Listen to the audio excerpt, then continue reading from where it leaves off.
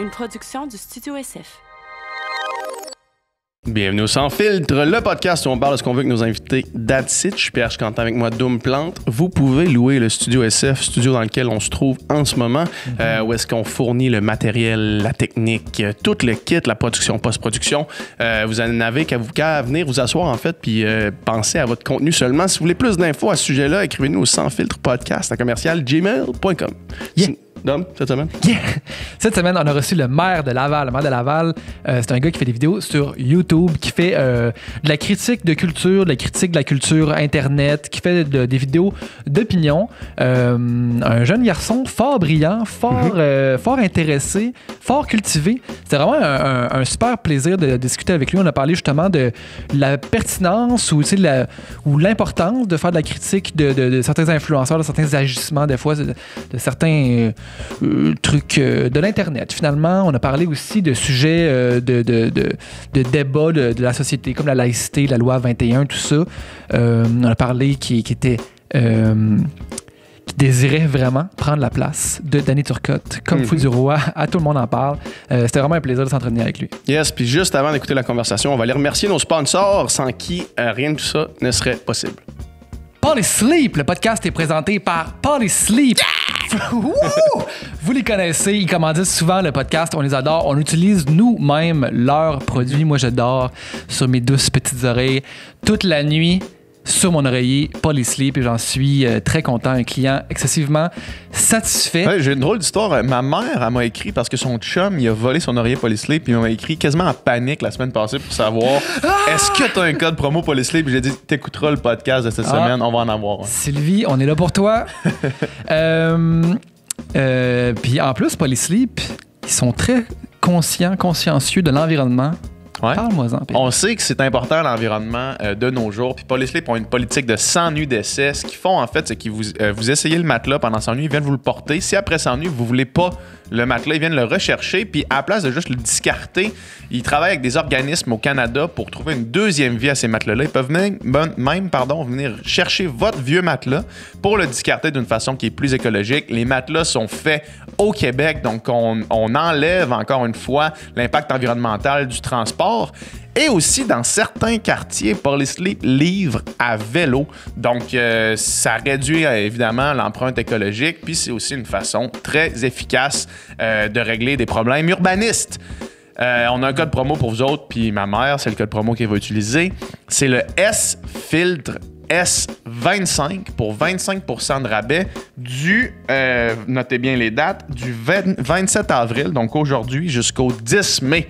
Donc, c'est l'occasion de maximiser votre nuit de sommeil. Merci la gang chez Polysleep. Puis à la prochaine. Yes, sir. Le podcast de cette semaine est présenté encore une fois par Emma.ca, qui est une plateforme d'assurance-vie en ligne. On sait que dans les auditeurs du Sans Filtre podcast, il y en a qui commencent à avoir des responsabilités, que ce soit une famille ou un conjoint, une conjointe.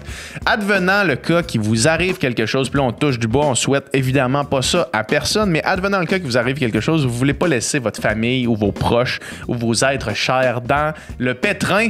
C'est pour ça que c'est important de se prendre une assurance-vie en fait, et Emma.ca permet de le faire en 20 minutes en ligne selon vos besoins. Et si vous ignorez quels sont vos besoins, ils ont des conseillers qui vont pouvoir vous aider dans le chat, fait qu'ils vont pouvoir vous guider là-dedans. Puis la beauté d'Emma.ca, c'est que les prix sont super abordables et il n'y a aucun examen médical qui est requis. Donc, pas de tracas, super facile à faire et pas trop cher. Et tout se fait à partir de votre téléphone. Vous pouvez faire ça sans rendez-vous. Comme PH l'a dit, ça prend 20 minutes. Vous pouvez être en pyjama et régler une fois pour toutes cette question de l'assurance-vie et avoir l'esprit tranquille. Yes, fait qu'allez voir sur leur plateforme web et merci beaucoup Emma.ca pour votre support en continu du Sans Fil Podcast. Yeah!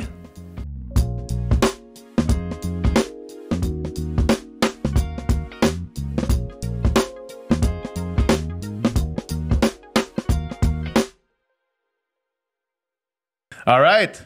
Hey! Merci d'être là, man. Hey, OK, bonjour. Hey! Gang. On est parti, man, on est parti. On se disait que on parlait de ta podcast que tu venais de lancer, en fait, juste avant que ça tourne. Une podcast. Salut tout le monde, moi c'est Mounir, le maire de Laval, je suis youtubeur, commentateur culturel. Fait que, ouais, je me suis présenté parce que vous l'avez pas fait, mais c'est correct. On fait des intros puis on présente nos invités dans les intros tout le temps. C'est ça, mais moi, là, c'est l'affaire qui m'a pogné parce que j'écoute vos podcasts des fois. J'étais sûr que j'allais devoir être là puis vous checker faire des annonces. Ça faisait partie de mon expérience de tout ça. Ah, tu pensais que c'était live, là? Ce qu'on... On t'impose pas ce tourment. T'es assis là, tu check nos ad read, là. Non, pour vrai, oui, j'ai parti ma podcast Fait d'hiver. Shout out à tous les auditeurs du Sans Filtre. J'ai la meilleure podcast au Québec qui s'appelle Fait d'hiver. Deuxième meilleur, là. Ben, c'est ça. Bon, en fait, je vais à plusieurs podcasts, je le dis, puis personne me challenge jamais. Fait que. Mais moi, je pensais que tu disais ça parce que t'étais la seule podcast au féminin. Ouais, fait que c'est sûr qu'en disant la meilleure podcast, vous avez peut-être le meilleur, les gars, mais moi, j'ai la meilleure. C'est ça, un peu le thinking. Je peux le twister de moi, c'est correct. C'était Jake and Amir dans leur podcast qui disait que c'est le meilleur podcast sur Internet animé par nous. De tous les podcasts animés par nous, ça, c'est le podcast numéro 1. Ouais. Genre, toutes les stations de radio ever.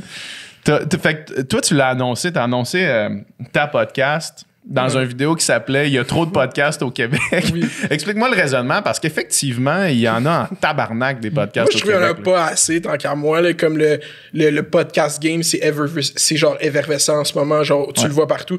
Comme, moi, je veux qu'il y en ait le plus de monde possible qui le fasse, puis ça va devenir meilleur comme game. Là, c'est du free market shit. Je vais pas genre commencer à gatekeep. J'ai dit il y en a trop au Québec pour cut them loose. Genre, le monde qui allait dire encore une autre crise de podcast. Puis là, je suis comme, il y a une autre podcast. Mais cette fois-ci, c'est la meilleure podcast au Québec. fait que, ouais, mais dans le fond, j'avais commencé Fait d'hiver quand ma chaîne YouTube a commencé à fonctionner pour changer le format de vidéo que je fais. Parce que c'est tout un peu la même chose, jump cut. Tu sais, comme tu sais pas trop c'est quoi mon vrai ton de voix quand je parle dans la vie, quand tu checkes mes vidéos. Genre. Fait que là, j'ai décidé de faire, je faisais Fait d'hiver comme au printemps 2019, juste 30 minutes, moi assis tout seul qui parle des nouvelles la semaine. Puis j'ai tout le temps dit que j'allais le ramener avec un invité, puis je voulais le faire le printemps dernier, puis le COVID a hit. C'était un bon deal pour moi parce que je pense pas que j'aurais pu faire la podcast que je fais live l'année passée. Genre. Ouais, parce que dans la dernière année, t'as quand même growé en tant que créateur de contenu, dans le fond. Ouais, c'est ça. Ouais. Fait que, dans le fond, toi, quand tu voulais lancer avec un invité, quelle était la motivation d'avoir un invité? Parce que tes vidéos, c'était toi tout seul qui amenait quand même ton point de vue sur plein de sujets. Fait que pourquoi tu t'es dit, là, je veux avoir une conversation? Parce que c'est ça l'affaire, c'est quand tu fais des vidéos tout seul d'opinion, ou est-ce que tu les montes tout seul, tu contre-argumentes tout seul, c'est ta perspective, en fait. Puis la plus importante, c'est que tu contrôles qu'est-ce que le monde voit au complet. Là, quand t'es juste un YouTuber, tu sais, moi, je pose pas sur Instagram tant que ça. Genre, je fais rire du monde sur Instagram, mais je pose pas ma vie, genre.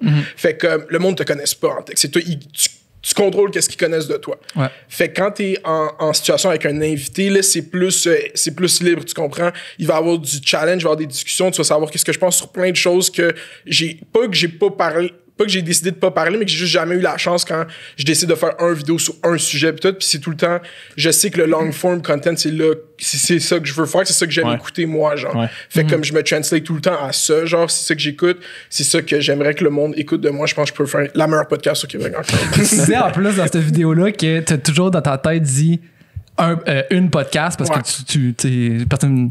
En fait, c'est un mot anglais, mais il y a personne qui a décidé si c'était un ou une. Puis que c'était en nous écoutant que PH te dit, hey, on se part un podcast. What? C'est une podcast? C'est exactement ça. Le post au débali, là, il arrive ici. Nous, on se part le sans filtre studio parce que tout le monde a tout le temps des filtres. Fait que nous, on les enlève. Puis j'étais comme, puis c'est un podcast. What? Blow your mind, man. Sans filtre, man. C'est même pas c'est une insurrection. J'ai failli pas là, pis si legit. Puis qu'est-ce qui se passe ici, les gars? Un endroit où il n'y a pas de filtre. Impossible. Mais tu sais, nous autres, on l'a vu quand même de première main, là, l'ascension du podcast au Québec. Tu sais, nous, quand on a starté le nôtre en, je sais pas, l'été... 2018. L'été 2018, il y en avait pas tant que ça. Il y avait sous-écoute, puis il y avait des podcasts dans le monde de l'humour, mais juste des podcasts de on s'assoit, puis on jase, puis c'est pas de l'humour, c'est juste une conversation. On get drunk, puis on raconte des anecdotes, là. C'est un peu ça. Ouais, c'était beaucoup ça, mais comme ça, puis là, ça fait là, quasiment 3 ans, puis depuis... Mais tu te rappelles, tu sais, quand on a lancé le truc, on se disait, l'idée, nous autres, c'était de vouloir lutter un petit peu contre la culture de la nouvelle rapide puis du contenu Choc, clickbait, là, tu sais, puis Ouais. parce que il y avait que ça, en fait, qui circulait sur le web, tu sais, puis des entrevues à 15 minutes avec 5 minutes de pub. Ça, des c'est la affaires. télé, ouais, la télé. La télé ou la radio, tu sais, Ouais. dans le fond. Puis nous autres, on s'était dit, hey, on veut comme démocratiser cette forme-là longue où est-ce que les gens peuvent venir parler. Puis comme de fait, puis c'est pas juste lié à nous, là, mais... Puis la commercialiser aussi, là. Puis être capable de rendre ça, de faire de l'argent avec C'est ça, ça. puis de rendre ça efficace, tu sais. Ouais. Puis- Mais tu sais, au départ, le studio n'existait pas, on faisait ça chez PH dans sa cuisine. C'est ça, hein, il y avait un autre décor, hein. Ben, Mais non, tu sais, d'accord, man, c'était ma cuisine. C'était chez eux, puis Ah, tu sais, ok, ouais. on arrivait, je veux dire, moi j'arrivais avec mes micros, les caméras, on montait ça, on arrivait 1h30 avant, on montait ça, on démontait ça, tu sais, puis ça a été long avant qu'on fasse de l'argent avec ça. Fait que tu sais, ça a pas été straight day one, ok, on fait du cash avec un podcast. Ouais. Comme, on veut faire un podcast parce qu'on a envie de rencontrer du monde, avoir des bonnes discussions, puis tu sais, mettons les invités qui venaient sur notre podcast, la majorité du temps, c'était le premier podcast qu'ils faisaient, là, tu sais. Très, C'est très ça que j'ai souvent. dit moi, dans ma podcast avec Victoria. J'ai dit, comme maintenant que je me retrouve à interviewer du monde dans l'espace public au Québec, puis je cherche des entrevues qu'ils ont déjà faites, je me retrouve à devoir écouter votre fucking sans fil. Mais ça, c'est une bonne nouvelle. Puis à chaque fois, le monde sortait de là, puis c'est, hey, j'ai jamais pu parler de ça, ou j'ai jamais pu longtemps, pouvoir, ouais. tu sais, aussi longtemps que c'était parler de tel sujet qui me passionne C'est pendant 1h30, indéniable 2 comment heures. ça domine cette forme de contenu-là. Puis comme. le monde aussi découvrait du monde qu'il connaissait, mais d'une façon qu'il n'avait jamais connue. Même Lisandre qui met sa vie sur les réseaux sociaux, c'est le premier podcast qu'on a fait, puis il y a des gens dans les commentaires qui disent « Hey, j'ai jamais vu Lisandre aussi real. » C'est ça. Tu sais? Puis là, je me lance des fleurs depuis tantôt, mais Ça, c'est pour voir la discussion. en c'est la général, forme qui fait ça, tu sais, Ouais, c'est le podcast qui fait ça. Tu peux faker pendant une vidéo montée, tu sais, de jump. Comme tu disais, là, tu sais, le monde qui écoute tes vidéos de jump cut, c'est pas comme ça que tu parles dans la vie, tu sais, c'est pas... Ben, en fait, c'est que tu choisis, comme tu disais, ce C'est ça. que tu Ouais, montres exact, au monde. mais tandis tu peux que pas là- faker pendant 1h30, 2 heures, là, tu Non, sais. c'est ça, à 100%. T'es toi-même. Ben, comme je suis sûr, je pourrais aller all out, j'enregistre une vidéo puis parler d'un sujet agressif, outgoingement pendant longtemps. Ouais. Là, je suis sûr, j'ai cette capacité-là. Mais ouais, c'est ça. La discussion, ça fait en sorte que, justement, Lisandre, tu l'as jamais vu de même, la podcast, on le voit partout dans le monde que ça fait ça. Genre. Fait que c'est juste l'évolution naturelle de comme la forme de. C'est le plus seamless, genre, comme c'est juste du monde qui parle, puis comme on te Ouais. c'est comme. Puis là, après, c'est aller explorer comme dans ce médium-là, comment il y a plein d'autres sortes de podcasts que vous pouvez ben faire. oui. Puis vous, genre, c'est comme, genre, vous allez jump dans ce space-là, comme, il y a, c'est un monde infini, le podcast. Parce que le monde aime ça écouter des shit. Tu sais, comme moi, quand le COVID a hit, avant, j'écoutais beaucoup de musique, puis là, j'écoute juste des podcasts ou la radio, genre, fait comme, ben, la radio, les nouvelles, genre, fait comme, genre, si j'ai perdu l'espace de la musique, juste parce que, genre, je veux tout le temps écouter quelque chose que les gens parlent, ça te fait rattacher au monde. C'est comme, OK, il y a d'autres gens qui parlent pendant que toi, tu fais tes shit, genre. Ouais, oui, c'est ça. Ça, c'est souvent quelque chose qui revient, tu sais, c'est que les gens ont l'impression d'être assis avec nous autres, là. Tu sais, le monde font la vaisselle, puis ils ont l'impression d'entendre des gens parler juste à côté. C'est puis ça, littéralement ça qu'ils entendent. Ouais, exact, c'est ça, c'est exactement ça. Littéralement des gens qui parlent.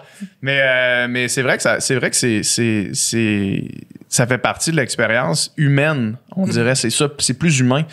Toi, je parlais de contenu clickbait. Toi, t'en fais quand même sur ta Quand chaîne. même, ouais. Puis c'est quand même deux choses vraiment différentes. Un podcast puis des vidéos clickbait sur des C'est pas du sujets tout la chauds, même c'est chose, ça. ouais. Puis est-ce que tu crois que le monde qui t'ont découvert, mettons, avec une vidéo où tu parlais de P.O. Baudouin puis puis l'histoire avec le... Ouais, c'est temporel. Les views que je fais, mettons, sur YouTube, c'est vraiment relié. C'est comme un cycle de nouvelles en tant que tel. Il y a plein d'annonceurs de nouvelles ou de gens qui parlent dans l'espace public que tu sais pas qui parle, tu sais juste de quoi qui parle. Tu comprends? Il y a beaucoup de gens, c'est de même, qui m'ont découvert à travers de choses que j'ai parlé. Mais à travers ça, qu'est-ce que moi je fais? Je suis pas nécessairement dans la nouvelle. J'essaie de faire des jokes. Il y a du monde qui s'attache à la façon que je parle de certaines situations. Puis c'est pour ça que moi, je value pas du tout la performance de ma podcast comparé à mes vidéos. C'est pas la même chose. Le monde qui ont décidé d'actually écouter ma podcast, ça les intéresse qu'est-ce que je fais en tant que tel. Puis c'est un autre game complètement de l'espace public. Tu sais, comme j'ai pas du tout bâti ce personnage-là autour de ma personne. Puis qu'est-ce que c'est juste autour de mes vidéos. Moi, je trouve que c'est plus ça que c'est centré autour. Fait que genre, le clickbait en tant que tel, c'est que je pense pas que le clickbait, tu pourras attirer les gens à voir faut pas se cacher que tous les plus gros outlets médiatiques packagent le chose pour que les gens cliquent dessus, puis c'est ça qui fait, c'est juste tu veux que le monde écoute qu'est-ce que t'as à dire dans ce monde, tout le monde crie, tout le monde, il y a du bruit partout, puis pour stand out, faut que tu comprennes qu'est-ce qui attire les gens. codes, ouais. Moi, j'aime Occupation Double, je pourrais parler d'Occupation Double sur Discord avec mes amis pendant 3 heures. Hey, je vais aller faire une vidéo de moi qui parle d'OD, puis yo, tout le monde est là-dessus, puis c'est pas un contenu là on peut aller dans les dérives de comment qu'on interprète OD, puis comment qu'on l'extrapolise, puis comment que c'est juste drôle pour moi, puis dans le fond ça déboule, mais comme ça c'est une autre affaire, puis ça c'est la responsabilité de ça prend de l'ampleur puis tout, mais le contenu clickbait c'est comme je trouve que on le donne souvent aux YouTubers quand toutes les formes de médias font ça across the board, genre. Ouais. Fait que c'est comme moi, je fais des thumbnails qui attirent l'œil des gens pour qu'ils écoutent ce que j'ai à dire. Ben, j'ai passé comme 6 heures à faire ça aujourd'hui. Ouais, c'est ça, mais c'est parce qu'on dirait qu'il y a une genre de une genre de dichotomie dans ton contenu versus en fait dans le contenant versus le contenu, tu sais. Parce que quand tu cliques mettons que je clique sur une vidéo où est-ce que tu traites justement d'un sujet de l'heure, où tu traites d'un influenceur, où tu critiques le livre de Cassandra Bouchard, mettons, qui est vraiment c'est un sujet ultra clickbait, tu sais, qui répond à tous les codes de YouTube. Mais surtout de ma chaîne. Ouais, c'est ça, mais ouais, puis ou tu sais, d'une couple de chaînes qui favorisent appelons ça l'influenceur bashing, mettons, là, pour prendre un code. Influenceur bashing. OK, on va t'arrter tout de suite. Je trouve qu'on va y aller sans filtre. Il y a combien de chaînes de commentary? Il y a Ici Charlie, on va dire les noms, OK? Il y a moi, il y a Ici Charlie, il y a du monde qui essaie. Fait qu'il n'y a pas du influencer bashing. C'est une industrie qui strive. Ces gens-là ont le droit de parler d'eux. On commente, OK? Il n'y a pas du bashing. C'est un mot vraiment à connotation négative. Fait que je vais pas... Va écouter actually que j'ai dit, mettons, sur la vidéo du livre à Cassandra Bouchard. Non, mais c'est là que je m'en allais. C'est ça, genre. C'est directement là que je m'en allais, dans le sens où tu utilises des codes qui sont connus, parce que oui, on peut nommer toi puis Charlie au Québec, sauf que ce principe-là existe worldwide. Exactement. Qui est un code qui est tout à fait reconnu. Sauf que quand tu cliques sur le contenu, c'est là qu'il y a une dichotomie entre le fond et la forme, parce qu'on dirait que le contenu que tu offres fit comme pas dans ce moule-là. Je sais pas si tu comprends, parce que moi j'aime vraiment écouter tes vidéos, parce que je trouve que tu amènes une perspective qui est différente, qui est nuancée, qui est réfléchie, mais dans un format qui répond à des codes qui le sont souvent pas. C'est comme là, c'est ça que je veux dire, là, dans le fond. Je veux pas bâcher personne. Non, je sais, moi, parce que j'ai juste mis ça clear au début, parce que c'est pas contre toi en général, j'entends beaucoup. Mais je vais continuer à utiliser l'expression influenceur bashing, parce que le code est sur ça. Mais est-ce que c'est juste la TV, c'est du TV bashing pour toi?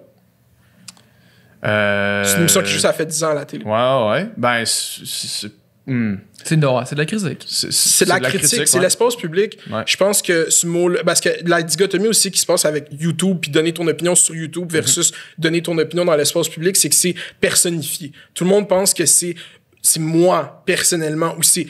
Non, à un moment donné, oui, je le fais à titre personnel parce que personne n'écoute, mais à un moment donné, c'est genre... C'est une opinion dans l'espace public comme les autres. Genre, fait que le monde vont sentir plus libre. Puis moi, je m'en calisse. L'Internet, genre, j'ai grandi avec ça, à juste talk shit, genre, straight up sur Reddit, whatever, quand j'étais jeune. Je sais qu'il y a du monde qui sont pas d'accord avec tout et de rien. M'en calisse. Ça me fait plaisir. Si t'es pas d'accord avec moi, je suis encore plus content de t'écouter. Il y a du monde que je suis rien mes vidéos pour les jokes, mais des fois, je fais des points qu'ils comprennent pas tant. Mais le monde qui écrivent des longs arguments puis ont compris actually qu'est-ce que je veux dire. Il y a une grosse culture dans mes comments YouTube. Tu revois des fois des gens qui ont des longues discussions sur plein de sujets, puis je suis comme, c'est ça que je veux. Pourquoi je suis arrivé là? L'influencer bashing, je trouve juste que c'est de la critique. Tu sais, comme, je pense pas que... Vu que c'est à ce milieu web, on fait comme si tu critiquais des gens. Mais tu comprends? Ben, oui, mais l'affaire, c'est que c'est un peu ça, on dirait, parce que... puis là, je réfléchis vraiment à voix haute, puis c'est une des raisons pourquoi je voulais que tu sois là. Je trouve que, mettons, c'est juste de la télé, c'est une critique de quelque chose qui est à l'extérieur des artisans qui le font. Tu sais, c'est quelque chose de complet, tandis que C'est ça. d'utiliser, parce que j'ai l'impression que c'est de la personnification. T'associes comme si moi qui fais une vidéo sur le livre de Cassandra Bouchard, Puis là, encore là, c'est une mais expression... ça, c'est une critique. Ouais, Ça, mettons, on parle de quoi c'est d'autre? une critique. Ouais. Ça, je suis d'accord avec ça. Là. C'est une critique d'un livre. Je veux dire, si tu veux faire des critiques de livres, man, tu peux prendre Vegan mais pas plate puis en faire la critique puis ça va me faire plaisir de l'écouter puis je sais qu'est-ce que tu vas en dire sûrement, tu sais. Fait que ça, c'est une critique. Ça, c'est le même principe que c'est juste la télé, tu comprends? Ouais. J'essaie de trouver un autre... Alors que d'utiliser, mettons, le nom de quelqu'un qui a fait une... Parce qu'on s'entend que faut challenger les influenceurs. On en parlait tantôt. Faut challenger les influenceurs sur leur plateforme. OK, partons sur cette base. Okay. Ouais. C'est important de faire ça, de challenger les influenceurs. Sauf que moi, je me questionne sur la limite. De quelle façon tu aimerais que ça s'exprime? Je pense que ce serait sur une discussion plus large. Comment, concrètement? Sur des...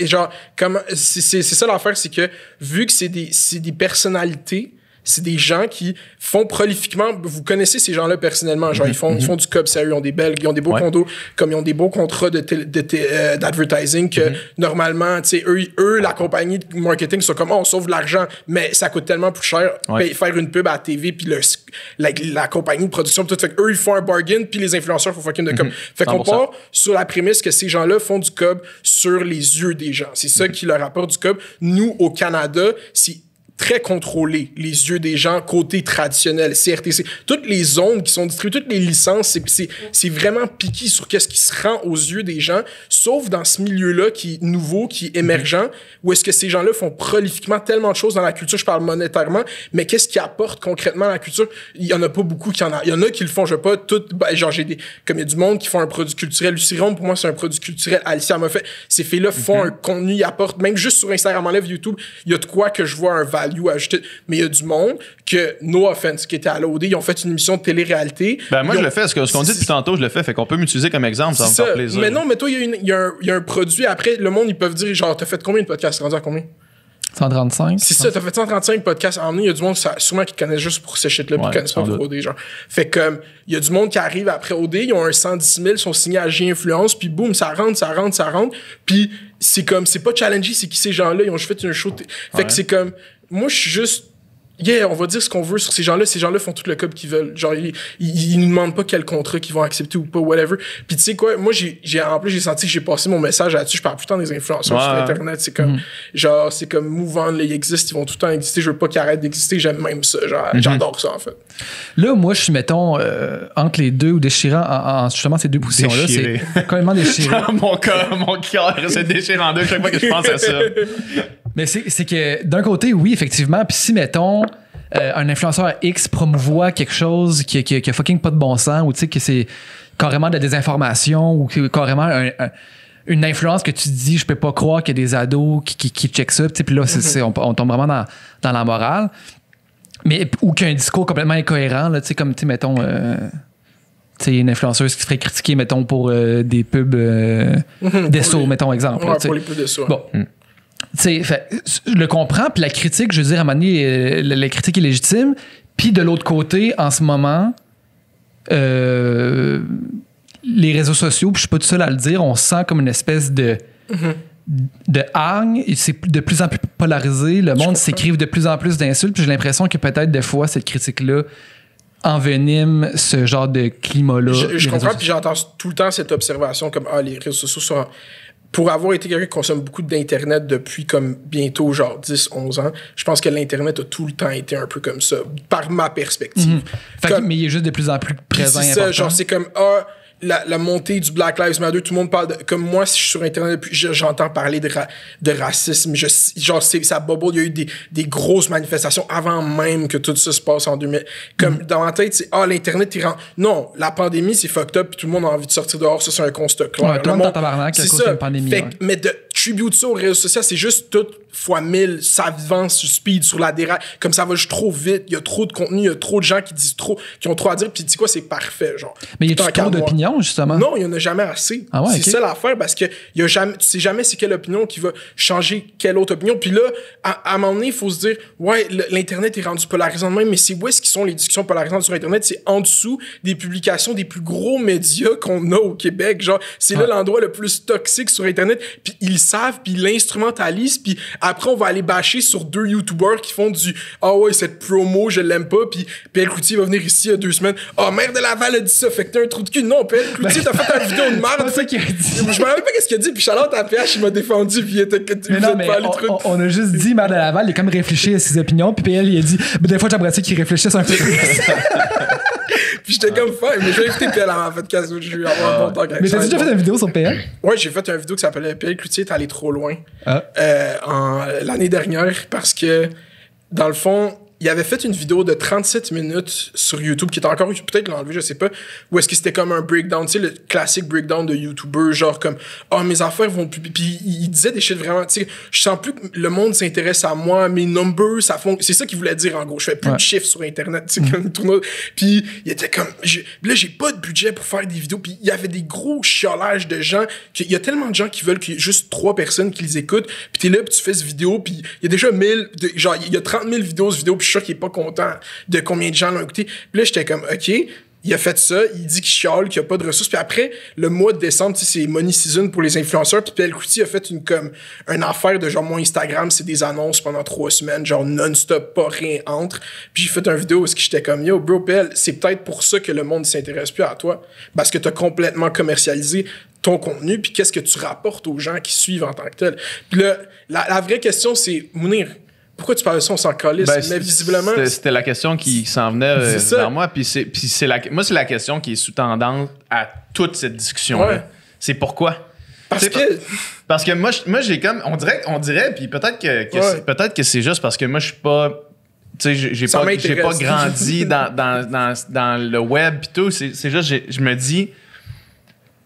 Le monde, au final, tu sais, je veux dire, si les abonnés décident de se désabonner, si les abonnés décident de rester abonnés, inversement, quand on parlait tantôt du monde qui vont en OD, si le monde décide de suivre ces gens-là, on est qui réellement pour questionner la pertinence puis la légitimité de ces gens-là puis de leurs actions, tu sais? Mais je suis sûr que, ouais, c'est ça. Puis je le dis dans la vidéo, c'est juste que, moi, le pourquoi, c'est juste que c'est ça que je veux faire. Genre, tu comprends? Ouais. Ce qui m'a intéressé le plus dans la culture, c'est pas la culture, c'est parler de la culture. Tu comprends? C'est tout. Genre, tu le breakdown, c'est ça qui m'intéresse. C'est juste la TV, c'est ça que j'écoutais. Mon show préféré quand ça jouait hors TV. C'est ça qui me fascine, c'est les discussions sur comment les mécanismes opèrent à toutes les sphères de la société. Je l'applique beaucoup à la culture web parce que j'opère dans la culture web. Puis c'est ça qui drive du trafic. Mais si on me donnait une chronique à la radio, je parlerais peut-être des influenceurs une fois ou 3 semaines ou une fois ou 3 mois. Genre, il y a plein d'autres choses qui se passent dans le monde que si j'avais un micro, je déciderais d'appliquer mon talent. C'est juste ça, c'est une vitrine, tu comprends? Moi, j'opère dans cette sphère-là. Surtout à ce moment-là, ça faisait comme 1 an et demi que je faisais des vidéos. Comme j'étais juste, OK, lui, c'est un des plus gros YouTubers au Québec. Il vient de breakdown pis de faire ça. Comme je vais aller donner mon take là-dessus, ben, c'est ça que je fais. Genre, tu comprends? Puis il n'y a pas de malintent, tu comprends? Non, 100%, 100%. Puis, mais ça m'amène à une autre question pour toi, parce qu'avec la qualité du contenu que tu es capable de faire, puis ce désir-là de vouloir observer la culture, observer l'extérieur, pourquoi tu fais pas ça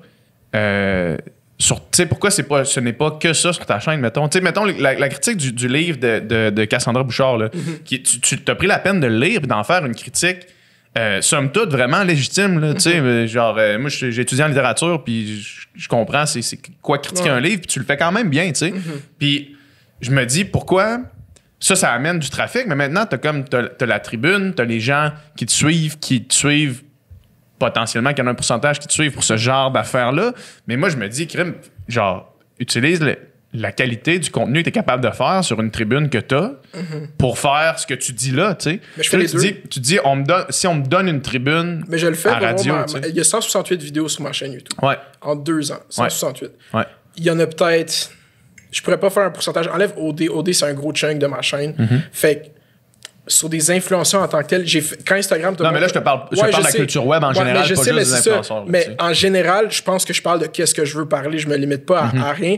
Puis à travers tout ça est parsemé de moi qui break down l'élection américaine. En même temps que je viens de critiquer le livre à Cassandra, il y a une vidéo de 15 minutes de moi qui parle des élections. Puis il y a comme une balance. J'ai jamais voulu m'enfermer. Fait que je sens pas que je parle de tout ce que je veux parler. Tu sens pas que tu te limites dans les sujets, dans le fond? Non, je pense pas que je me limite dans les sujets. Je pense juste que pour le pourquoi, à la base, bro, le drama, le tea, bro, c'est divertissant, genre. Ça fait partie du lore, ça fait partie de tout ça. Sur Internet, il faut pas... Genre, vous êtes sur Internet, est-ce que vous écoutez des YouTubers américains, vous êtes familier avec ça un peu? C'est pas un monde que je connais tant que ça. Non, moi non plus. Genre, c'est comme... C'est juste ça, genre, pis il faut... À un moment donné, moi, genre, il y a une limite entre, genre... Puis ça a twisté, tu sais, à un moment donné, comme avant même que... Là, c'est rare que je vais aller sur Internet pour parler d'un influenceur s'il a pas fait de quoi de fucked up, genre. Ouais. Comme, puis genre, je me limite, mais je suis juste comme, est-ce que c'est worth it parce que là, maintenant, c'est rendu worth que moi, je fasse de quoi? Est-ce que c'est worth it que moi, je mette un spotlight là-dessus, genre? Mais ça, c'est là plus maintenant, mais genre, j'aime le drama à la base, puis il y a plein de choses qui peuvent être catégorisées du drama, puis plein d'autres choses, des shit sérieux qu'il faut adresser dans le milieu web, qui est pas représenté dans les médias en tant que tel. Fait que s'il y avait une entité médiatique qui couvrait ça comme il faut, à part Narcity, même là, j'aimerais ça, moi, avoir donné mon two cents. Je comprends pas pourquoi qu'on questionne. Ben, il y a du monde qui le font, mais comme Richard Martineau fucking dit que les woke sont whack 3 fois par semaine dans son esti de journal, puis personne fait pourquoi tu dis ça, Richard? C'est juste, vu que c'est sur le web, il y a du monde qui le dit. Mais il fait quand même pareil avec les plus grosses tribunes au Québec, genre. Fait que c'est comme. Ouais, puis en utilisant aussi les codes, justement, ces articles, c'est des clickbait dans le fond aussi. C'est ça, exactement. Fait que genre. Je pense que vu que c'est web, c'est nouveau, c'est plus facile de faire un yo, pourquoi tu prends du temps dans ta journée pour faire ça? Mais si c'était emballé d'un média, ce serait genre, check, j'ai lu cet article qui parle de ça, mais tu vois, j'ai réussi à partir de ça. Maintenant, mon opinion est prise dans l'espace public. At face value, c'est juste une opinion de plus. Puis ça, c'est un grind. J'ai fait 160 vidéos sur des sujets variés où est-ce que mon opinion va être prise sur pas tous les sujets que je vais décider de parler. Puis ça, c'est un grind de justement diversifier les vidéos. Puis si justement tu observes les vidéos que je fais, c'est comme, j'y ai jamais, à un moment donné, je suis rentré à part OD. Puis là, cette année, je trouve que je l'ai mieux structuré que l'année passée parce que je faisais vraiment un vidéo OD, un vidéo pas OD, un vidéo OD, un vidéo pas OD. C'est comme ça donne les deux à chaque semaine. Mais comme jamais je rentre dans une gimmick en tant que tel, genre. Mm-hmm. Mais c'est ça, tu sais, puis pour revenir à la question de la polarisation, tu sais, je pense pas que, tu sais, je veux dire, somme toute, toi, tes vidéos, tu sais, mettons justement ta critique du livre de Cassandra Bouchard, tu sais, c'est pas un roast complet dans le sens que t'es somme toute nuancé, tu dis, puis tu sais, tu t'attaques pas personnellement Cassandra Bouchard, tu sais, puis tout ça. Elle a mal pris le vidéo, man. Ah ouais, c'est vrai? Ouais, elle a vraiment mal pris. Ben, tu sais, je veux dire, tu Ben, comme une critique négative. Ouais, quand tu reçois une critique négative de ton livre, peu importe c'est quoi ton livre, je peux comprendre. C'est ça que je me suis dit aussi. J'ai fait. Si tu fais un spectacle puis que le lendemain tu ouvres le journal puis c'est quelqu'un qui est venu à ton spectacle qui l'a pas aimé. Vous savez c'est qui Hugo Dumas? Ouais. Ce gars-là, il est fou, man. Il est pire que moi. Je trouve pourquoi personne check Hugo Dumas. Moi, je suis retourné. Quand je suis sorti d'OD, ce gars-là, il m'a roasté. Là. Genre, je suis retombé dans des articles qu'il avait écrits sur moi, puis c'est juste du straight-up roast. Puis je suis comme, dude, genre, je t'ai rien demandé. Ok, j'ai une question. C'est comment, après OD, aller observer tout ce qui a été dit sur toi? C'est comment que t'as fait ça, toi? C'est débile, man. Comment que t'as fait? Ben, tu retournes, tu marques ton nom sur Google, tu recherches les articles qui sont sortis avec ton nom dedans, puis là, c'est terrible. C'est généralisé, tu penses, à travers les candidats d'OD? Sûrement. Puis c'est sûr qu'il y en a qui l'ont eu pire que moi. Peut-être que leur entourage les ont protégés de tout ça. Là. Mm-hmm. Mais tu sais, moi, il n'y a rien, somme toute, qui était si pire que ça, mais c'est juste rough, tu sais, quand tu checkes un article du Hugo Dumas, justement, puis que là, c'est comme... Il traite de plein d'affaires, puis tu fais comme, man, je connais même pas ce gars-là. Là. Genre, j'ai juste été moi, man. Pis... Mais c'est ça, au Québec. Est-ce que tu trouves que c'est un... J'ai eu la réponse rapide de dire au Québec, la critique, on va tout le temps la prendre personnelle au lieu de la prendre culturellement. Puis genre, mais est-ce que tu penses que c'est une caractéristique au Québec en tant que tel? Parce que en France, j'allais dire aux États-Unis, mais en France, je trouve que c'est pire. UK, le commentary, c'est huge. Comme moi, tout le monde se roast. J'ai le feeling qu'on a. Ça, c'est vraiment juste mon impression. Là. J'ai le feeling qu'au Québec, on n'est pas assez beaucoup. Fait que les célébrités puis les artistes sont vraiment proches de la culture puis de la société puis de ces genres de critiques-là. Tu sais. Je vais prendre un exemple. Ici, mettons, si t'écris un tweet à Guillaume Lepage, il y a 90% de chances qu'il le lise. Même Ghost, il répond jamais à mes tweets. Ben non, mais il va pas te répondre, sauf que il va le lire quand même. Tu le vois des fois répondre à du monde random qui disent de quoi, puis genre 15 tweets en dessous. Il rentre dans... C'est ça, exact. Il rentre dans des battles sur Twitter, ça n'a pas de sens, tu sais. Fait puis lui qui est comme une des plus grandes célébrités au Québec, tu sais, puis là, mettons que tu vas en France, les plus grandes célébrités, c'est peut-être même pas eux autres qui gèrent leurs réseaux sociaux, ils doivent pas tomber dans lire les journaux le lendemain de leur pièce ou whatever. Tu sais, ici, c'est qu'on est vraiment proche de ça. Tu fais un spectacle ici ou une pièce de théâtre, mettons, au Québec, tu donnes toute ton âme là-dedans, c'est sûr que le lendemain, tu vas tomber dans le journal, tu vas lire straight up la critique, tu sais, mais j'ai l'impression qu'ailleurs dans le monde... Tu connais peut-être les critiques qu'il l'a fait. Tu connais peut-être la personne parce que tu l'as croisé dans des événements. Puis, tu sais, à 7 millions de personnes, là, ça va vite, là, comment ça t'atteint personnellement. Tu sais, moi, je sors d'OD. Mettons, quelqu'un qui sort de Love Island, là, qu'ils ont fait à Netflix, là, tu sais, ces personnes-là, ils sortent de là. Il y a trop d'affaires qui ont été créées à leur sujet. Il y a trop de trucs qu'ils peuvent pas le prendre personnel. Il y a trop d'affaires. C'est juste que là, moi, mettons, tu sors d'OD. Puis là, il y a 2 personnes qui ont écrit à ton sujet, puis ils te traitent de menteur ou genre de manipulateur. Puis là, tu fais comme... Qu'est-ce que t'as fait dans OD? Non, rien, là. Tu sais, j'ai rien fait, là. Genre. Mais aussi, j'ai littéralement rien fait. C'est là, ça, t'as le parcours le plus vanille Rien du fait, monde, là. John. Mais tu sais, t'as vu une pièce de théâtre une fois que le monde a critiqué. le monde a critiqué ma pièce de théâtre. C'est ça. Mais comme c'est, tu sais, fait que tu le prends vraiment personnel parce que t'es collé dessus. Moi, c'est vraiment le feeling que j'ai, tu sais. Puis au Québec, il y a personne qui est assez gros pour ne pas être collé sur la critique, là, tu sais. Puis aussi, plus, tu sais, en France, il y a vraiment plus une culture du débat qu'au Québec. Ça. Là, Ouais, ça, c'est sûr qu'il y a ça aussi. Tu vois un talk show en France, ça lève le ton, ça met son poing sur la table, tu sais, puis ça c'est animé, tu sais. Tandis qu'ici, on aime moins la chicane, on est plus, hey, on n'aime pas la chicane. On aime vraiment pas la chicane. On aime le silence, ça va bien, ok, c'est chill. Tout, ça va bien. Yeah, souris, Ouais. c'est chill. Tout est. Non, dis pas ce que t'allais dire là. Non, t'es arrivé de quoi? Non, dis-le pas. On est good là. Il se passe rien. Tout va bien. On aime la chicane assez quand même pour que des articles justement un peu clickbait de narcissisme sur quelque chose. Ouais. Mais tu sais, c'est ça, dans l'espace public, là, tu sais, mettons que justement, Guilla est un petit peu trop rough avec un invité, on en parle une fois, là, on le prend pas, là, tu sais. Ouais. Est-ce que tu penses que vu que quand j'ai commencé la discussion, moi, j'ai commencé à dire des noms, ça vous a mis à l'aise à plus nommer qu'est-ce que vous pensiez? Parce que j'écoute beaucoup votre podcast, puis oui, c'est sans filtre, mais au Québec, on nomme pas beaucoup. On dit, il y a ça qui se passe, que vous savez tout qu'est-ce qui se passe, puis il y a ça, puis on nomme pas, mais là, tu nommes, Guy Lepage, ça, est-ce que... Je pense que c'est juste parce que c'est l'exemple qu'on a donné, mais moi... Non, parce que j'observe... C'est juste qu'il y a certains cas que je me dis que c'est pas nécessaire, puis, tu sais... Ouais, c'est surtout moi, ça. mettons, je veux pas mettre de l'huile sur le feu. C'est juste ça. Je veux pas mettre de l'huile sur le feu quand il y a un feu. Moi, je suis un agent provocateur. Moi, c'est ça, c'est la différence. Je veux étouffer le feu. Là. Je veux juste que, justement, je suis un... Tu sais, je suis un... T'as un casque bleu. Oh, c'est ça. Je veux juste que tout le monde s'entende, puis que tout le monde se comprenne, puis que tout le monde... Parce que des fois... Mais comme tu dis, Dom, c'est quand c'est pas nécessaire...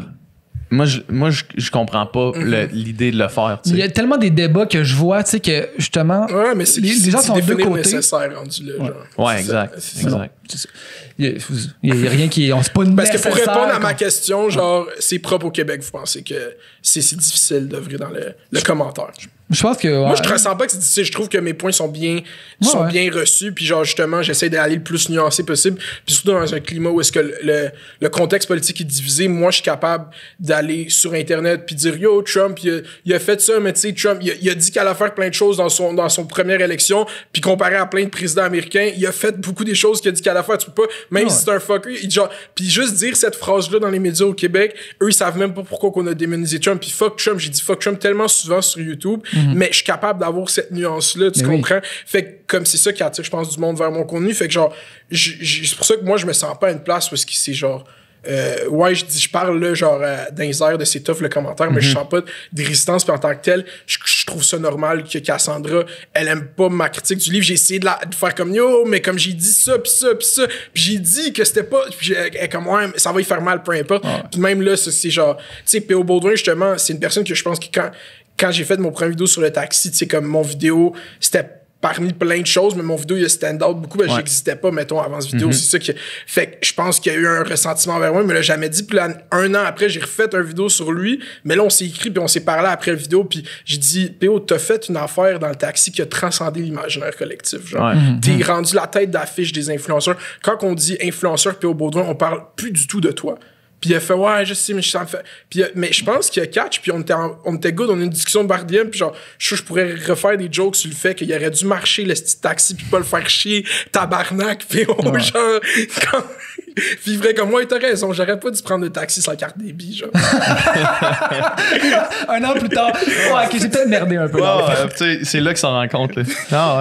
Mais c'est ça, mais je pense juste que on a besoin de plus de dialogue, je pense. Puis tu sais, reste que, tu sais, justement, il y a tellement souvent des genres de débats dans l'espace public qu'il y a d'un bord qui dit quelque chose, l'autre répond, mais c'est comme deux monologues, chacun de leur bord. Puis des fois, je me dis... Chris, ouais, exact, c'est ça. Genre, si ces deux personnes-là se parlaient, ils se comprendraient tellement. C'est parce qu'on s'estime aussi beaucoup sur la manière qu'on veut parler. Fait qu'on va passer une discussion complète à dire à quel point qu'on peut plus rien dire dans l'espace public. Quand tu viens de passer 2 heures, t'aurais pu dire qu'est-ce que t'as à dire? Qu'est-ce que le monde a à dire qu'ils disent pas? Moi, c'est tout. Quand j'entends ce point-là, ça me fait rire parce que je suis comme. Moi, j'ai eu des shit à dire dans les 2 dernières années. Je l'ai dit 168 fois, puis genre, je suis là, genre. Puis comme, ah ouais, mais quand tu parles pas d'un sujet, on te fait chier, mais quand t'en parles, on te fait. Pourquoi tu stresses?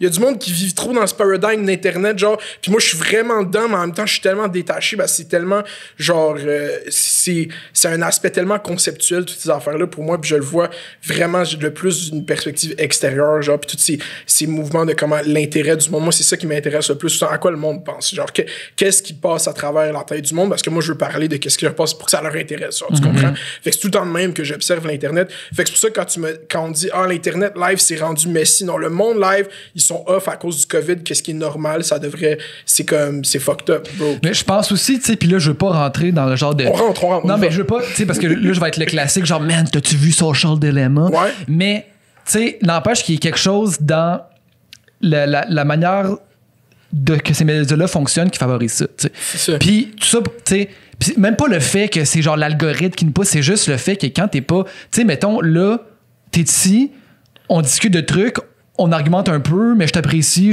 Probablement que tu nous apprécies, j'espère. Je sais pas encore, je vais voir à la fin. S'il n'y avait pas de COVID, tu repartirais d'ici, on se serrait à la main, puis on se dirait, il est nice ce gars-là.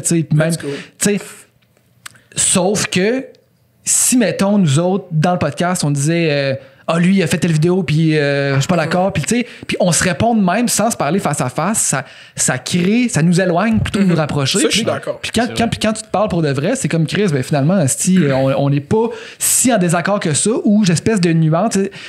Quand on est... Ça, c'est une belle nuance que tu fais, parce que ça, c'est plein de monde qui sont de même sur Internet que dans... Moi, c'est pour ça que je dédramatise beaucoup l'Internet. C'est comme, tu cares pas trop que ça dans la vraie vie, bro. Genre, c'est pour ça que moi, je suis pas stressé avec, le dire puis pas dire, puis le faire puis pas faire. Tu sais, j'ai dit des shit dans des vidéos, Fayot, t'as dit ça, là, j'ai écrit dans le comment, t'as peut-être raison, man. C'était comme, il y a pas ce niveau de dramatisation pour moi, puis je pense que beaucoup de gens devraient opérer avec ça, parce que c'est nous qui décident c'est quoi le discours sur Internet. Si tu sens que tu marches sur des œufs, tu vas avoir l'air que tu marches sur des œufs, puis le monde vont juste attendre que tu marches sur un œuf, genre. Tu comprends? Mais ça, c'est un phénomène qui est drôle, parce que le monde qui s'en crisse de ça, mettons, du politically correctness, du virtue signaling, puis qui disent tous, mais tu sais, mettons, justement, tu sais, tous les podcasts d'humour au Québec, là, qui disent tout ce qu'ils veulent, puis leur fanbase s'en calisse, ils trippent sur ce contenu-là, puis il y a personne de fâché, puis tu sais... Mais des fois, il y a un clip qui sort, puis Marilyn Jonka est trend pendant 2 jours. Ouais, mais pendant 2 jours. C'est ça, c'est fucked up. Puis pendant 2 jours, puis après ça, 2 jours après, man, c'est fini. Mais c'est pour ça que je te dis que l'Internet, c'est fugaze des fois aussi. C'est vrai, mais c'est comme, c'est une affaire de... C'est social dilemma, c'est comme, ça intéresse le monde live, il faut que tu le traites de même aussi, c'est comme... Puis l'affaire avec social dilemma que j'ai trouvé drôle, c'est comme... Est-ce qu'on savait pas tous déjà que c'était de même l'Internet? Moi, j'ai vu ça. On était comme, vous avez pas entendu Edward Snowden voir qu'est-ce qu'ils sont capables de faire il y a 10 ans? Tu penses qu'ils sont capables de faire quoi en 2020? Genre, c'est que... Mais ça, tu veux pas dire ce que j'allais dire, versus le monde qui font attention, puis qui s'intéressent justement aux mouvements sociaux, puis tout ça, puis qui essayent de faire la bonne chose, ils se font 2 fois plus critiquer que le monde qui s'en calisse complètement, puis qui font leur affaire, puis que leur public triple là-dessus, tu sais. Nous autres, des fois, on se fait dire des affaires dans les commentaires, puis c'est comme, hey, là, ce qu'on vient de dire là, c'est le tiers de ce que, mettons, Mike dit à sous-écoute, là, ou de n'importe quoi qu'on pourrait dire, là, tu sais. C'est juste que là, nous autres, on dit quelque chose, puis là, genre, on se fait call sur de quoi qui est rien, finalement, là. Mais quand tu dis... C'est comme rien, puis c'est que c'est pas grave que ce soit quelque chose. Ben non, mais c'est ça, tu comprends? C'est direct là que je m'en allais. C'est ça, ok, ben vas-y. Non, mais parce que quand tu dis que l'Internet, finalement, c'est rien, là. Tu sais, l'Internet, ça existe pas, là, tu sais. C'est tellement... en gros termes de même, ouais, mais ça existe aussi. J'ai dit ça tout à l'heure, fait que moi, je suis pas... quand je parle à voix haute, je suis un peu genre fucking all over the place. Fait que oui, ça existe pas en tant que tel dans ta vraie vie, Mais ça existe aussi, c'est une dualité, c'est ça. C'est tout le temps genre. Puis c'est comme ces histoires-là, mettons, de Marilyn Jonca qui dit de quoi de fucked up. Tu sais, qu'est-ce qu'elle a dit, c'était fucked up? Objectivement, moi, je peux dire, genre, si tu demanderais live à elle, est-ce que tu ne dirais pas ça? Elle dirait oui, non, oui, jamais de la vie, elle dirait ça. Puis elle l'a reconnu, puis elle s'est excusée aussi d'avoir dit de quoi de fucked up. Moi aussi, j'étais pas d'accord avec ce qu'elle a dit. Là, c'est ça. Sauf que, mettons, qu'elle a dit de quoi de fucked up à, mettons, 80% fucked up, souvent, on va entre les lignes dire qu'elle a dit de quoi à 120% fucked up. Mais c'est ça, c'est toutes les corrections, c'est des overcorrections. Faut aller à travers le noise. L'Internet, ça donne la voix à tout le monde. C'est pas ça la vraie voix du monde. 80, je sais, il y a un chiffre vraiment grotesque. La majorité du monde qui check des shit sur Internet ont jamais commenté une vidéo de leur vie. Non, mais genre. c'est démesuré C'est combien il y a ça, personne genre. qui commande pas. Fait que c'est comme...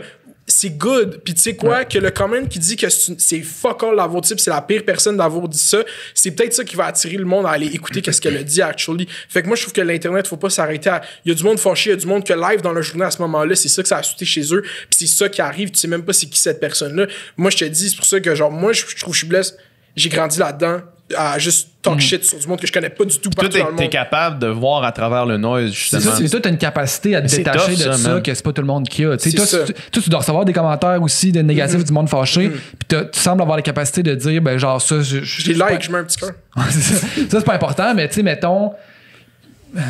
Mais Danny Turcotte qui reçoit plein de messages de haine. Moi, j'ai envie d'asseoir avec Danny puis faire comme, yo, Danny, ça fait 15 ans que tu fais ce show-là. Le Québec, c'est correct. Québec t'adore, là. Tu sais, puis tu sais, qu'est-ce qui est bon avec Danny Turcotte, c'est que là, moi, en tant que téléspectateur du show, avoir Anaïs Favron puis avoir l'autre le faire, Alex, yo, on s'ennuie de Danny. Danny, c'était le meilleur, on se rend compte que c'était pas facile. Danny, c'était le meilleur. On se rend compte de placer une petite blague dans ces discussions de vaccination, c'est tough, man. Essaye.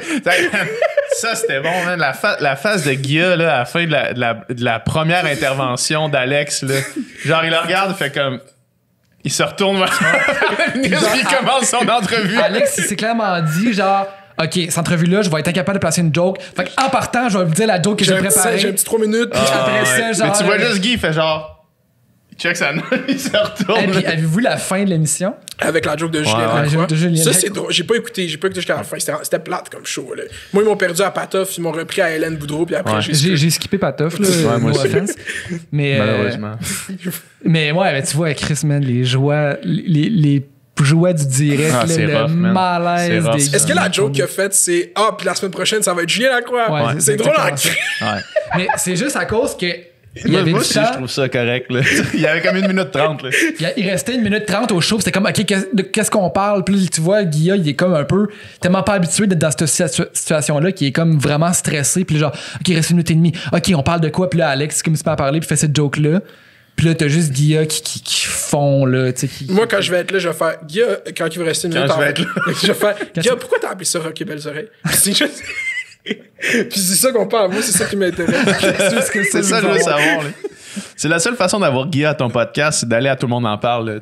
Sam Breton est allé à Tout le monde en parle. La semaine d'après, Guy était sur son podcast. Les gars de la Poche Bleue sont allés à Tout le monde en parle. La semaine d'après, Guy il nous ghost aussi, by the way. On essaie de l'avoir au podcast. Je le sais, check mes stories, man. Je l'ai vu checker mes stories à un moment donné. Il répond pas à mes DM. Job, là, moi, je le spam de DM chaque jour.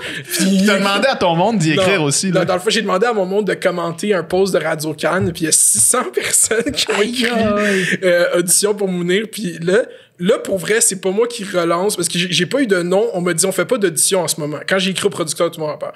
Puis là, j'ai fait, OK. Puis là, ils font des auditions, actually. Fait que j'ai pas... Ben oui, ils passent Anaïs Favron. Tu comprends? Fait qu'il reste peut-être 3 émissions avant la fin de la saison 2.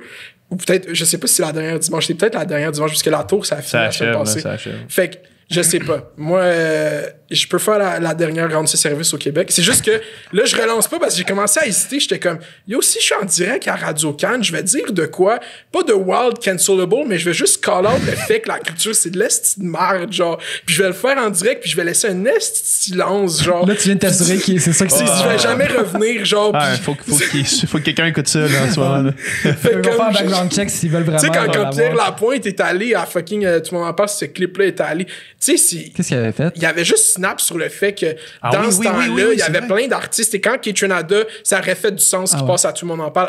Là, qui passe à Tout le monde en parle, c'est juste comme, ah, ok, ouais, nice. Ce serait pas comme si t'avais eu un kid de 22 ans qui commence à faire du beat, puis là, t'as immortalisé ce moment de sa carrière-là, genre. Tu sais, comme, partout dans le monde, les artistes qui blow up aux States, comme, ah ouais, même Céline, quand elle avait 14 ans, elle a chanté à Charlevoix, comme, on a documenté leur jeunesse de ces icônes internationales, mais Kaytranada, non, genre. Il y a un reportage de Vice Québec, genre, on est allé dans son sous-sol. Yeah, c'est ça que, c'est le meilleur musicien du Québec, la gang. Pourquoi tu penses? Parce qu'il est black. Ouais.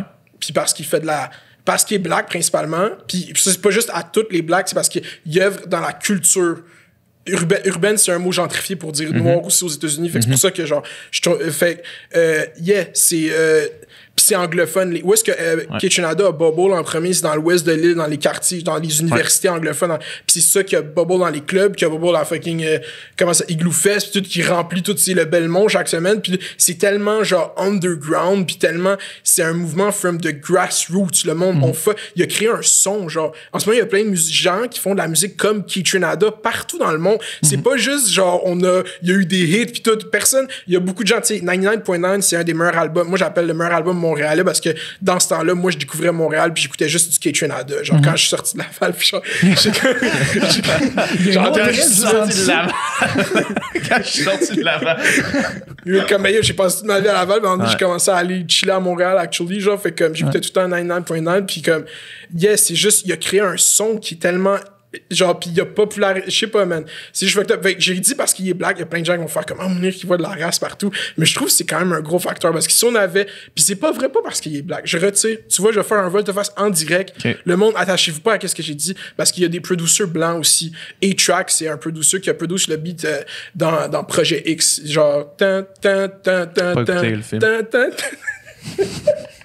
Ça a l'air bon, man. Ce beat, je le fais pour les gens qui démonétiser le c'était trop accurate. C'était tellement accurate. Ils vont être capables de le tracker puis l'algorithme va le content ID. Mais c'est ça, fait que c'est juste la culture dans laquelle il œuvre puis à qui, puis c'est qui s'intéresse à lui dans le fond. Fait que si les boomers s'intéressaient à Kaytranada serait partout. Puis c'est correct, mais c'est aussi quand tu passes pas par l'espèce de chemin de, tu sais, mettons la presse fait un article sur toi, puis là tu vas à télé, puis tu vas à la radio, puis ça, c'est comme il y a une espèce de chemin classique, puis là si tu passes par un nouveau chemin alternatif qui n'existait pas avant, c'est comme ça se rend pas, probablement que, tu sais, je veux dire, Guilla, il avait jamais entendu parler de Kaytranada avant que tout le monde l'harcèle pour qu'il l'invite, probablement, mais tu sais, c'est ça, puis cette espèce de mainstream, tu sais, mettons, moi j'ai d'autres exemples, tu sais, j'ai des amis, il y a un band qui s'appelle Man I Trust, je sais pas si tu connais ça. Non, je connais pas ça. Puis eux autres, c'est comme du genre de indie pop, là, dans le fond. Là. Puis c'est crissement bon, puis ça a un succès international mongol. Ils sont en tournée aux States, en Europe, en Asie. C'était avec qui tournait donc? Avec All Time Low. Il y avait pas un rappeur, là, crissement. Ah, ben ouais, avec... voyons, là... Machine Gun Kelly. Non, Igor, là, voyons, est-ce Igor? Ben ça, c'est son album, là. Voyons, tabarnak. Tyler, the Creator. Ouais, c'est ça, tu sais, puis ils ont fait une collab avec, ou du moins, tu sais, ils ont joué à Place Belle, ils ont fait la première de Tyler? Non. Non, mais ils ont collaboré avec, puis ils sont allés à... le festival à Tyler, c'est... Ils sont allés à son festival. Ouais. En tout cas, bref. C'est Wolfgang, quelque chose, genre Cloud, quelque chose. Puis, en tout cas, bref, eux autres, il y a un succès international mongol, un succès web fou, tu sais, il y a des millions de views sur leur truc, mais vu qu'ils ont tous fait ça, genre... sans relationniste de presse qui envoie le communiqué à tel journal, puis à telle émission, puis à telle ci, puis que c'est tout fait sur le web, c'est comme sont invisibles des médias traditionnels, puis ils sont ici. Mais moi, je sens que ça va switcher. Genre, j'ai une vision très cynique de ça, mettons, à mon début de YouTube, comme, mais je sens que ça va juste y aller naturellement, puis tu sais, le monde qui vont prendre des postes qui ont de l'ampleur vont avoir ces radars-là. Fait que là, qu'est-ce que tu dis? C'est qu'il y a beaucoup de choses qui est pas sous le radar du monde, ils sont dans leur bulle, puis comme, c'est pas de leur faute si ça se passe pas, ils savent juste pas que ça existe en ce moment, que ça se fait de la culture à ce niveau-là. Exact. Fait que c'est comme, souvent, moi, c'est pour ça que genre, je me perds faire souvent dans interpréter les choses comme de la mauvaise foi. Enfin, c'est de l'estimement de la culture. Mais ils savent sûrement pas que genre c'est de l'estimement à mes yeux. Moi, j'ai jamais entendu parler de ça, fait que ça doit pas être si connu que ça, mais c'est juste qu'ils sont tellement deux planètes, tellement déconnectés, tu sais. Mais j'ai l'impression que ça a toujours été un peu ça, là. Tu sais, la culture jeunesse, tu sais, quand le grunge est arrivé, là, tu sais, quand Nirvana arrivait, genre, c'était pas. C'est devenu mainstream parce qu'à un moment donné, ils ont pas eu le choix de rendre ça mainstream parce qu'ils remplissaient des stadiums, là, tu sais, sauf que. Mais tu pouvais-tu te faire, à part par le bouche à oreille, puis à faire des shows dans des petites places underground, tu pouvais-tu te faire connaître autant, tu sais, maintenant, là, fallait faire des sûrement, shows, là. Fallait que tu te fasses voir, fallait que le monde se passe des cassettes, là, tu sais, puis c'était pas comme. La radio, man, c'était la chose principale, sûrement, là. Ouais, mais la radio, c'était mainstream. Ouais, c'est ça, exact. Quand tu tombais dans le mainstream, mais quand t'étais connu, mais pas du mainstream. Genre, comment Simple Plan s'est fait connaître? Bah, c'est quoi le come-up à Simple Plan? Faudrait les avoir, là. Moi, j'aimerais ça savoir, là. Faudrait les avoir, mais tu peux-tu le FaceTime? Simple Plan. Hey, Simple Plan. C'était quoi le cover de Simple Plan? C'était I'm Just a Kid, c'était le mouvement emo. Ils ont sorti un album, puis l'album a blow up, genre. Ouais, je pense que ça a été ça. Ils ont signé avec un gros label qui avait bien des moyens, puis ils ont fait un gros clip, puis ils ont poussé ça à la radio, puis. C'est fort. Mais c'est ça, c'est la machine. Là, les autres sont arrivés dedans. C'est nice parce que c'est des gars du Québec, je veux dire, qui sont ils sont revenus. Il y a une différence entre des gars du Québec et des gens du Québec qui reviennent au Québec puis qui font, tu sais, comme les gars de Simple Plan allaient faire des shows avec Vrac TV, là, que je n'avais sûrement pas payé. Puis moi, vu que je checkais juste la télé québécoise, je savais c'était qui Simple. Tu sais, s'il était populaire aux States ou whatever, genre comme, tu sais, il y a des stars. Puis tu sais, Kitchenada, c'est pour ça que c'est une discussion. Il y a un ressentiment qui se fait quand t'es pas accueilli par la culture de où est-ce que tu viens, que tu fais juste ce que puis tu regardes plus jamais derrière. Fait que live, est-ce que Kitchenada même, il a envie de donner des entrevues à ces places-là? C'est pour ça que je trouve ça drôle qu'ils écrivent en dessous de ses tweets. « Ah, mais on t'a invité pour faire une entrevue il y a 2 semaines. » Ouais, après qu'il y a eu 3 nominations au Grammy, c'est là que tu... C'est comme... mais c'est ça, fait comme... Il y a un espèce de ressentiment, puis il y a blow up à l'extérieur, puis revenir redonner à la communauté de où est-ce que tu viens, comme Simple Plan a fait. Puis il y a juste blow up, puis screw, puis comme A-Track ou comme K-Tra, juste faire comme bye. S'en aller, ouais, c'est ça. Ben, je peux comprendre. Si tu sais, t'as une carrière internationale, puis tu sais, il y en a plein, là. Il y a des acteurs aussi, des acteurs québécois qui s'en vont à l'international, qui reviennent pas. Là, XQC. Vous savez c'est qui XQC? Ouais, le streamer de Laval. Ouais, c'est le plus gros streamer au monde. Il est chanfleux à Laval, man. Il est encore là, par exemple. Lui, il habite encore là. Il habite au Texas. Là, en ce moment, il est au Texas. Parce que moi, je voulais l'avoir à podcast, puis il donne pas d'entrevue. Je pense pas que j'allais avoir XQC un jour. Mais s'il revient à Laval, lui, c'est démesuré. Ça n'a pas rapport. C'est démesuré. C'est 79 millions d'heures écouté en 2020, excusez. C'est quoi qu'il fait? C'est un streamer sur Twitch. Il joue genre principalement ces jours-ci à genre Grand Theft Auto 5. Puis à Minecraft, il fait des speedruns de Minecraft. Oui, genre, il y a du monde, des fois, man, il y a genre 70 000 personnes qui l'écoutent, regarder une vidéo sur YouTube, puis en parler. C'est le même qui commence ses streams, il check des compilations de memes. C'est juste le gros Twitch culture. Tu sais, comme, il y a du monde qui veut juste trouver quelqu'un avec qui passer du temps, puis comme moi, genre, ça m'intéresse plus de streamer Twitch. Là, ça va être l'été, fait comme, j'ai pas tant envie de passer mon temps à streamer, genre, mais on peut même pas sortir, fait que peut-être que parce que genre, je suis sur un gros grind Minecraft, vous m'avez pas demandé mais c'est temps-ci parce qu'il y a beaucoup de mon temps. Excuse-moi, man, on t'a pas demandé pourquoi Minecraft. mais check, parlons-en parce que, parlons pas nécessairement de Minecraft, mais je voulais savoir, toi, t'es-tu, mettons, ton temps, tu l'occupes-tu 100% à créer du contenu, à être sur le web? C'est comment, mettons, tu payes ton appart, là? Je paye mon appart. Parce que dans le fond, j'avais un autre job. Je travaillais au service à la clientèle. Puis à cause de la COVID, je veux pas dire exactement où est-ce que je travaille, mais genre... notre endroit, ça a été vraiment hurt par la COVID. L'affaire qu'on vend, c'est comme impossible que ça se passe pendant la COVID. Genre. Fait que genre service à clientèle de salon de massage érotique. Ouais, c'est exactement ça. Comment tu fais pour t'inviter? Parce qu'une fois, je reconnais ta voix, là. Ça me dit quelque chose. Jusqu'en septembre. Puis en septembre, je me suis fait mettre à pied parce que justement, j'étais pas assez haut dans la liste d'ancienneté. Puis en même temps que ça a hit. YouTube, ça fonctionnait bien, le AdSense cet hiver. Puis OD, ça a vraiment payé sur ma chaîne. Fait comme je vis de YouTube maintenant et j'ai lancé ma podcast juste de YouTube. Genre, fait que c'est sustainable, YouTube live à court moyen terme si j'ai pas. Avec AdSense seulement? Avec AdSense seulement, mon Patreon, puis comme l'argent que j'ai fait en travaillant, de l'argent que j'ai, mettons, genre. Fait que c'est ça qui paye mon loyer live. Puis c'est une solution à court moyen terme. Faut que j'ai une job ou quelque chose qui s'en vient bientôt pour que ça fonctionne, le plan de juste faire YouTube pendant... T'entrevois ça comment, mettons? Je pense que bientôt, je vais avoir une opportunité qui va faire en sorte que je vais pouvoir travailler dans la culture. Tu fais confiance Je fais confiance au temps, là. Je fais confiance au temps, à qu'est-ce que j'ai fait. À l'année passée, mettons, à la même date, j'étais pas là, mais là, je trouve que, genre, j'ai vraiment... L'autre jour, je checkais ma chaîne, puis j'étais comme, yo, ce vidéo est fucking fly, ce vidéo est fucking fly, ce vidéo... Fait que j'étais juste comme, yeah, man, j'ai fait, genre, je suis prêt, j'ai envie, puis je sens que ça va s'en venir, je le dis, je le manifeste, genre, chaque fois que je fais quelque part, je suis comme, bientôt, puis genre, même quand j'ai pris le gamble de juste arrêter, puis faire YouTube, puis faire la podcast, c'était comme, yeah, ça fonctionne pas long terme, mais court, moyen terme, je peux sustain, puis pas... Tu sais, mon mode de vie coûte tellement pas cher, là, c'est mon Wi-Fi, mon loyer, ma bouffe, genre. Fait que, yeah, c'est ça, live, puis yeah. C'est les points, les T'sais, virgules.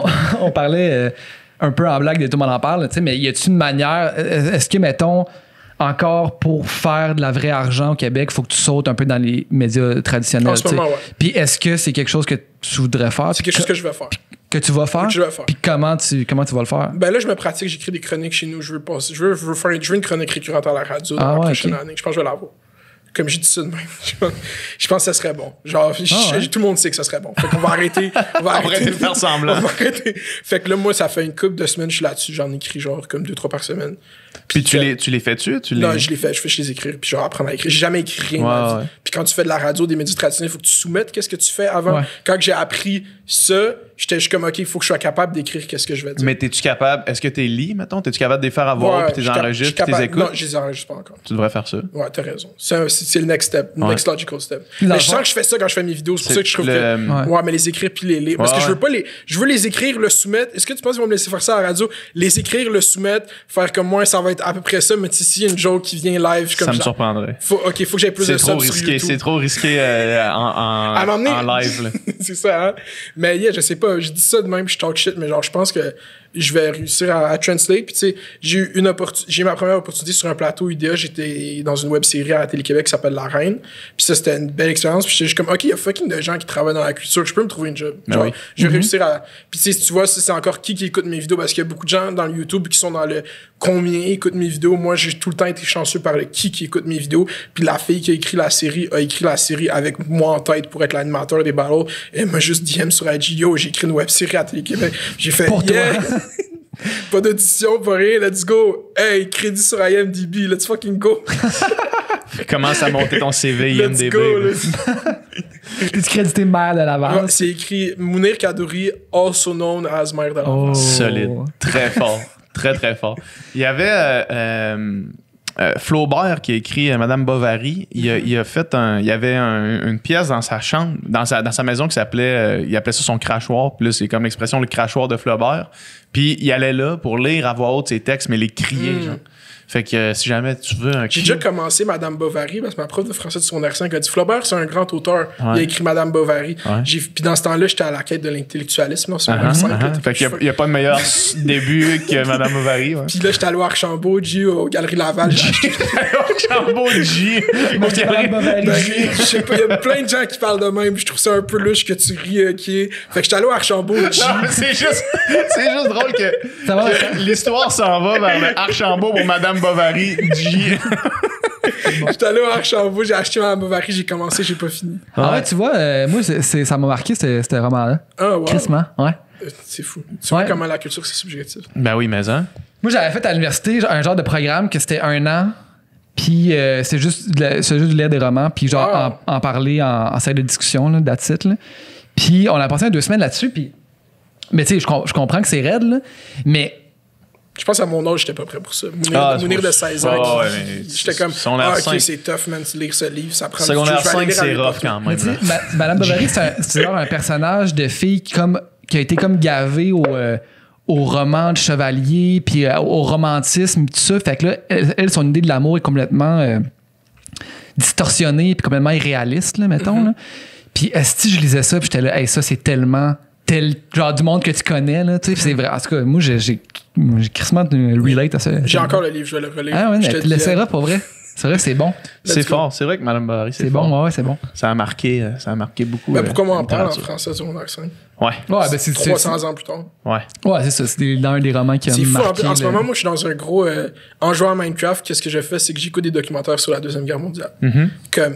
Ben, tu sais, mais la polyvalence. c'est le COVID, c'est pour moi, c'est ça. Puis j'ai un gros... J'ai tout le temps aimé l'histoire, mais j'ai réalisé que comme l'histoire qui m'a intéressé quand j'étais ado, si je la réécoute live, la majorité, je me rappelle pas du tout. Dans ma tête, je prends pour acquis que je me rappelle de toutes ces choses-là. Puis là, genre, tu vois une autre... Je savais que Paris avait été pris par les Allemands, genre, vaguement, mais comme... Je savais pas qu'ils étaient restés là 4 ans. Ouais. Puis quand j'ai vu de quoi là-dessus, j'ai vu un clip de 2 minutes, genre, là-dessus, puis ça m'a juste pété une bulle. Ils sont restés là 4 ans, genre. Puis là, je suis tombé sur un documentaire de 1h30 sur YouTube, genre, de Parisiens qui étaient là, qui parlait de l'occupation mélangé avec du footage de l'occupation, puis ça m'a hook direct. Genre, cette guerre me fascine tellement que genre... Mais c'est débile, man. Les résultats, même pas les résultats, mais ce qui se passait durant la guerre, là, c'était pendant de tellement longtemps. Là. Au rythme des saisons, en plus, c'est comme, T'sais, on n'a pas réussi là, fait qu'on doit réussir dans 6 mois. Les gars en Normandie, là, qui sont restés là, man, pendant des hivers complets, là, tu sais, à juste dans des tranchées de même, à geler comme des rats, man. Nous autres, on est là, on dit, hey, couvre-feu à 8h, fuck that shit! Puis on va dans les rues, puis on décalisse tout, man. C'est genre, tu sais, man, ça a duré pendant, je sais pas, 6 ans, la Deuxième Guerre mondiale. C'est fucked up, ouais. Pense à ça, man. Pense à ça, là. 6 ans, man, où est-ce que là, t'es 4 ans en France, où est-ce qu'il y a des nazis qui se promènent dans la rue puis qui t'empêchent de sortir de chez vous, man. C'est fucked up. Puis toute cette espèce de montée, genre, dans la France, comme du monde qui font des partis politiques même, sont juste comme, yo, pourquoi qu'on fait pas juste collaborer avec les Allemands, genre? C'est tellement fucked up que tu viens dans ton pays pis t'es comme, ouais, hey, tant qu'à OK, la France, cette nation qu'on a bâtie à travers des guillotines. Pourquoi qu'on dit pas non? Puis c'est fucked up. J'étais comme, pourquoi ils ont pas détruit Paris? Puis là, j'étais comme, Hitler, il aime Paris. OK. Tout ça, c'est comme du drama Internet, mais genre... Ça fait des tâches dans les familles, là. Genre, mon grand-père, il était un collabo avec les Allemands, là. Tu sais, c'est Alexandre Jardin, là, tu sais, qui est un auteur, que son dernier livre, c'est sur son grand-père, justement, que lui, pendant la Deuxième Guerre mondiale, il a collaboré avec les Allemands, puis c'est comme la honte de la famille. C'est un collabo, c'est ça. C'était comme un secret, là, tu sais, puis... puis toute l'espèce d'affaire de... Justement, ça se passe pendant tellement longtemps, puis les lignes allemandes sont tellement loin que t'as aucune idée de ce qui se passe dans les lignes allemandes. Puis là, des deux côtés, ils arrivent, là, les Soviets puis les Alliés arrivent, puis là, ils commencent à découvrir, genre, les Soviets découvrent des camps où il y a fucking de gens qui sont morts. Ils reportent aux Américains. Les Américains, ils font comme non, c'est de la propagande, c'est pas vrai. Là, juste la découverte de qu'est-ce qui venait de se passer. Puis là, Eisenhower, genre, ils ont découvert le premier camp, je vais juste spill du knowledge de ce document. Ils ont découvert, les Américains, quand ils ont découvert leur premier camp de concentration, ils ont juste tout arrêté. Ils ont appelé le haut commandant, genre Eisenhower, il est rentré, il est allé, puis il a fait « OK, maintenant, prenez-moi toutes les caméras qu'on a dans tout le fucking bataillon, puis tout le monde, écrivez tout ce que vous voyez, parce que un jour, il y a du monde qui vont questionner que ça s'est vraiment passé. » Ben oui, c'est sûr, c'est ça. Mais ce qui pense, moi, c'est quand les gens voient des choses à travers des perspectives historiques, ça me fascine tellement, genre, quand t'es en train de faire de quoi qui marque l'histoire au complet de nous là, genre, puis qu'on parle de toi, ça me fucked up tellement, genre. Genre note ça parce que on va en parler dans 10 ans, là, tu sais, dans 100 ans. C'est fucked up. Puis aujourd'hui, à Auschwitz, c'est comme, tu sais, genre, c'est la plus grosse une des plus grandes tragédies, sinon la plus grosse de l'histoire de l'humanité, mais pendant que ça se passait, c'était comme le monde pouvait pas croire que ça se passait. C'est clair. Puis c'était juste tu sais, t'entendais des bribes, des rumeurs, puis non, ça se peut pas que ça se passe. Eux sont trop forts, les Allemands, c'est Trump avant Trump, contrôler comment les nouvelles fonctionnent. Puis là, je compare pas Trump aux nazis, c'est juste les mécanismes de nouvelles que eux ils ont instaurés, genre. T'aurais pas été le premier à faire ce parallèle-là de toute façon, là. Mais ouais, c'est ça, les autres, il y a de la propagande. Tu sais, mais juste, mais admettons là qu'on enlève tous les médias comme on les connaît, puis la technologie qu'on a aujourd'hui, là. Quelqu'un qui arrive ici qui dit hey, je v'là même pas un an, là, genre hey, en ce moment en Italie là, les hôpitaux sont remplis, le monde sont pas capables, le monde meurt là, tu sais, en ce moment dans les hôpitaux parce qu'on n'a pas assez de staff, on n'a pas assez d'équipement. Si on n'a pas les images de tout ça, on croit pas ça. C'est ça qui est fucked up. Tu sais, c'est genre, ben non, voyons ici, tu vois, man, c'est une grippe. Puis là, c'est ça genre, qui arrive nous autres, on voit des live. images, man, le monde, ils sont en train de mourir. C'est ça qui est en train d'arriver en Chine live, bro, avec les Ouïghours. Là. Ouais, il y a des camps de concentration. On vient de déclarer, nous, ça, au Canada, un génocide, là, le Parlement a découvert, il y a comme 2-3 mois. Puis, yeah, man, c'est juste qu'on n'a pas d'image. On sait pas. Ils disent que c'est des camps d'adaptation sociale parce qu'ils trainent à devenir chinois, genre, pis c'est des musulmans. C'est comme. Puis, au shout-out à tous les musulmans, c'est Ramadan qui commence aujourd'hui. Puis, fucking boire un café. Mais Ça commence aujourd'hui? C'est aujourd'hui vrai, la première journée du Ramadan, mais moi, j'ai décidé de pas le faire aujourd'hui. Puis j'ai parlé à mes parents sont d'accord parce que je fais votre podcast, puis après, je fais Thomas Levac. Si je pouvais pas boire d'eau en ce moment, j'ai pas encore mangé, je jeûne. Mais faudrait que je boive. Toi, tu le fais Ouais. tout le temps? Je l'ai pas fait quand je jouais au photo cégep, je m'entraînais ça a tombé que le Ramadan c'était l'été, puis je m'entraînais tout l'été, ça aurait été d'air. Ouais. Mais je le fais, puis c'est pas nécessairement une pratique religieuse, pour moi c'est une pratique culturelle, genre comme ça le Ramadan ça a tout le temps fait partie de comme l'horaire de ma famille. Tu sais, t'as une espèce de cycle des saisons, cycle de ton année scolaire, c'est ça ta boussole que genre dans ta vie, genre. Mais le Ramadan ça fait partie de ça, genre emmener dans l'année c'est le Ramadan, puis c'est culturel pour moi, c'est pas que je sais pas si cet aspect. Je veux qu'on parle de ça parce que tu dis que quand tu jouais au foot, tu le faisais pas. J'imagine que c'est vraiment propre à chaque famille. Exactement. Parce que moi, il y avait un gars, quand je nageais, c'était un des meilleurs nageurs au pays, aux 200 crawls. Il s'appelait Hassan Abdelkhalik. Puis lui, il allait faire les Olympiques. Là. Sauf que les essais olympiques sont tombés pendant ce temps-là. Puis lui, il n'était pas question qu'il le fasse pas.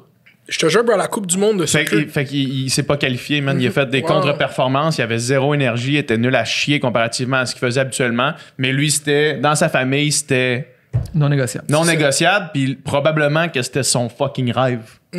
C'est fou, ça, C'est man. fucked up, ouais. C'est insane. Yes, puis moi j'ai 23 ans, puis je t'ai dit là, avant qu'on parle de ça, j'ai demandé à mes parents. Ouais. Tu Ben comprends? oui. C'est genre. Ben oui. Puis c'est pas, j'aurais pu le faire sans leur demander, mais c'est juste comment le shit, c'est ça que moi, on peut rentrer dans la religion musulmane est vraiment, puis les religions en général, c'est vraiment basé sur genre sens-toi mal que t'as fait ça, genre.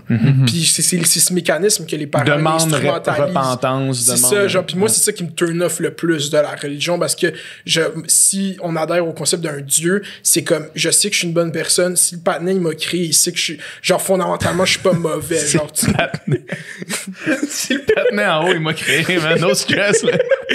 Mais, bro, si mon pat, je veux pas être dans son je bad comprends. side, tu comprends? Je comprends. Mais, sinon, Day one, c'est ton original Day one, là.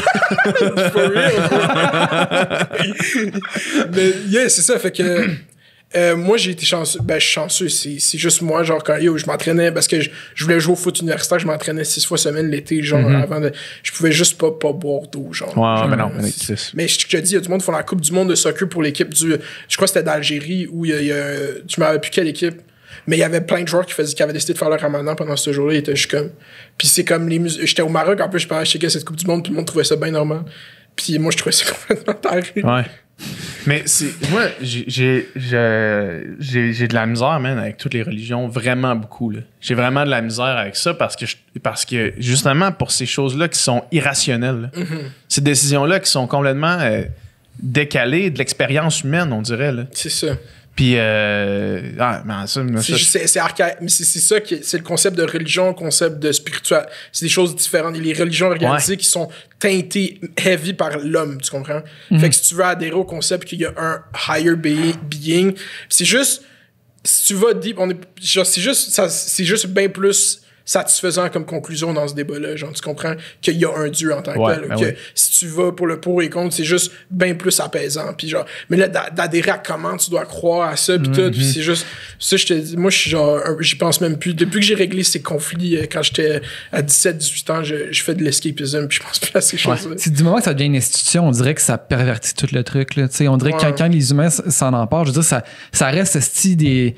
Il oublie qu'est-ce qui est écrit dans le livre, que l'homme, il est imparfait, tu comprends? Puis si c'est écrit texte, genre, l'homme, il va fuck up, des fois, il va faire des shit que tu peux pas condone. Ou tu sais, l'interprète, tu sais, c'est tellement flou. Tu sais, mettons, dans mon cours où est-ce que je lisais des romans, j'avais un autre cours où est-ce que je lisais la Bible, tu sais, puis on l'étudiait, puis on en parlait ensemble. Puis tu sais, tu lis ça, puis tu te rends compte justement à quel point c'est pas clair le message. Puis c'est très contradictoire, puis un livre répond à l'autre. Puis tu sais, en réalité, je veux dire, cet ouvrage-là a probablement été écrit par un collectif de personnes à des moments de l'histoire différents, puis ça a été ramassé ensemble, des textes, ça a changé, les traductions, ça l'a teinté aussi. Tu sais, c'est vraiment excessivement dur à... Tu peux pas en ressortir juste avec tout... Ça donne pas des réponses, cette affaire-là. C'est le gros débat de moi qui élevé dans la religion musulmane, puis qui va voir mon père, pendant qu'il fait la vaisselle, je fais « OK, t'es musulman, hein? Tu crois au Coran? » J'ai dit ça, j'ai genre 7 ans. Là. Il fait « Ouais. Tu crois à Dieu, ouais. » Puis là, j'ai juste dit, OK, mais est-ce que tu crois aux dinosaures? Puis il a juste fait comme, yeah.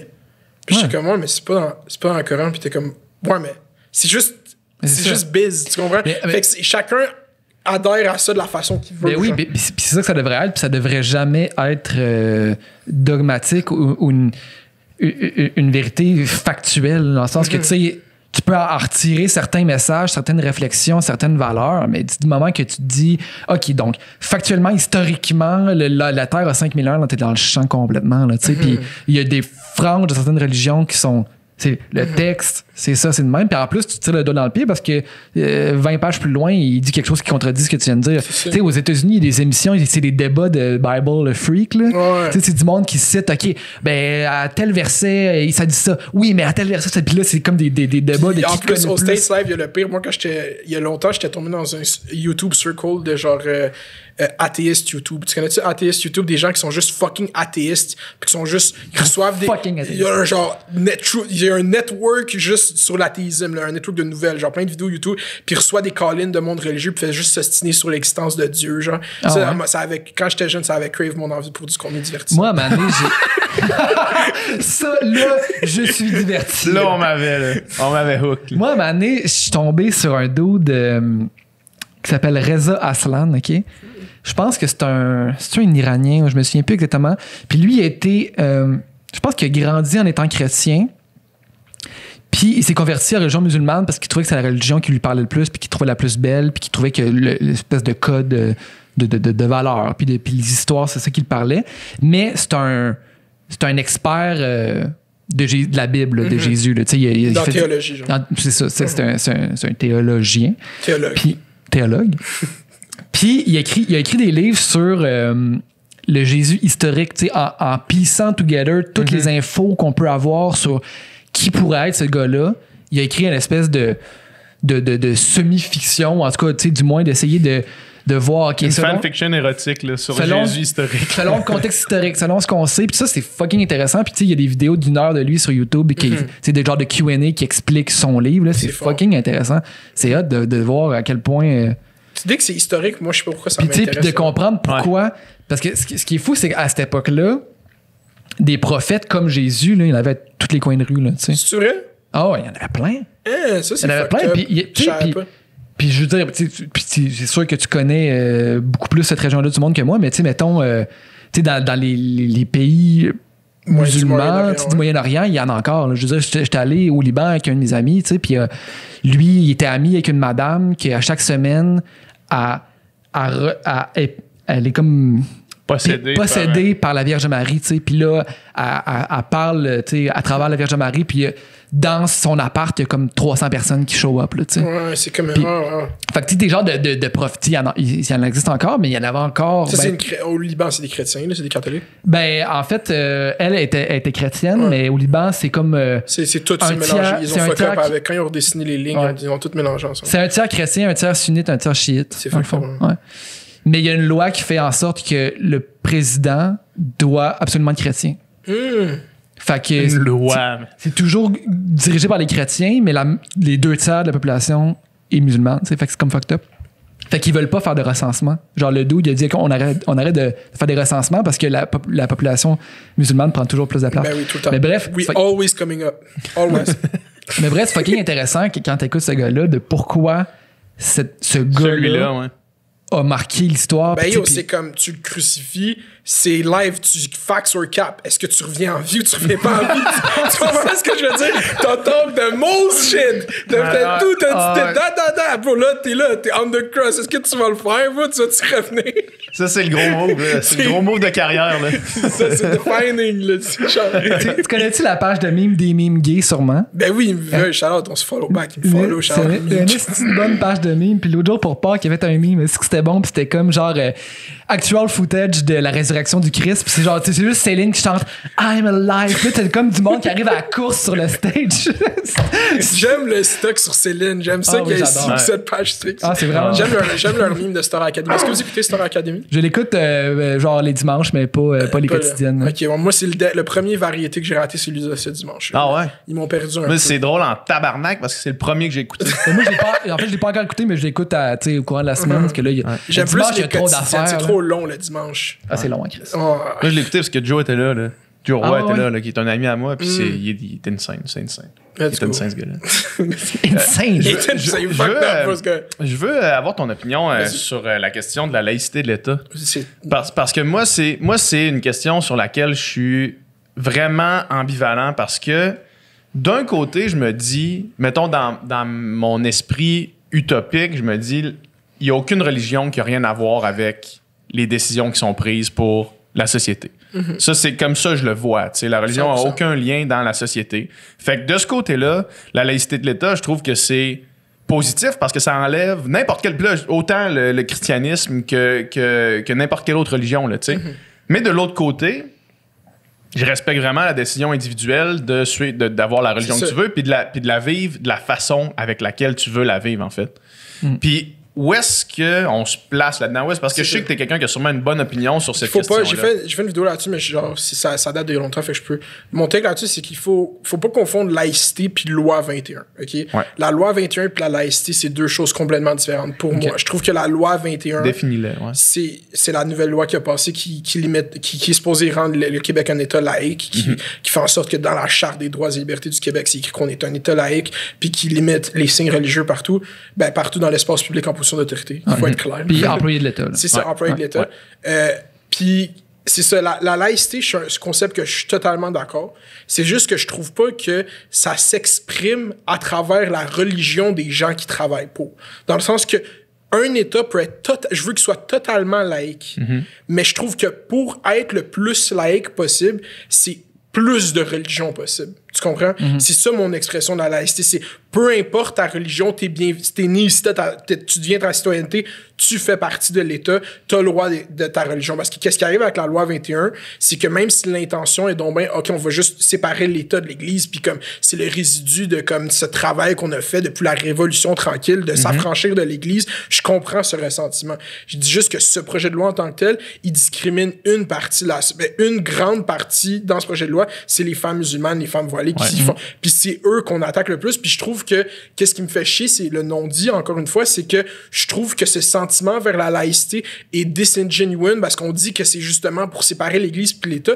Mais moi, ce que j'observe, c'est qu'il y a beaucoup de hatred envers la communauté musulmane qui est cachée à travers ce mouvement-là. Puis qu'on n'adresse pas, puis qu'on dit pas que c'est un problème, l'islamophobie au Québec. Puis que, on le dit, mais c'est de faire une campagne électorale comme si le plus gros enjeu en ce moment au Québec, c'est si les infirmières peuvent porter un voile, ça fuel l'islamophobie. Ça le met dans la discussion publique. Fait que ce projet de loi-là, comment il est fait puis comment il a été passé, le bâillon, la clause dérogatoire, ça, c'est des choses qui sont dans le projet. Pour les gens qui savent pas, un bâillon, c'est quand t'es un gouvernement majoritaire puis tu fais juste, OK, on speed through puis on vote live. C'est ça, on vote.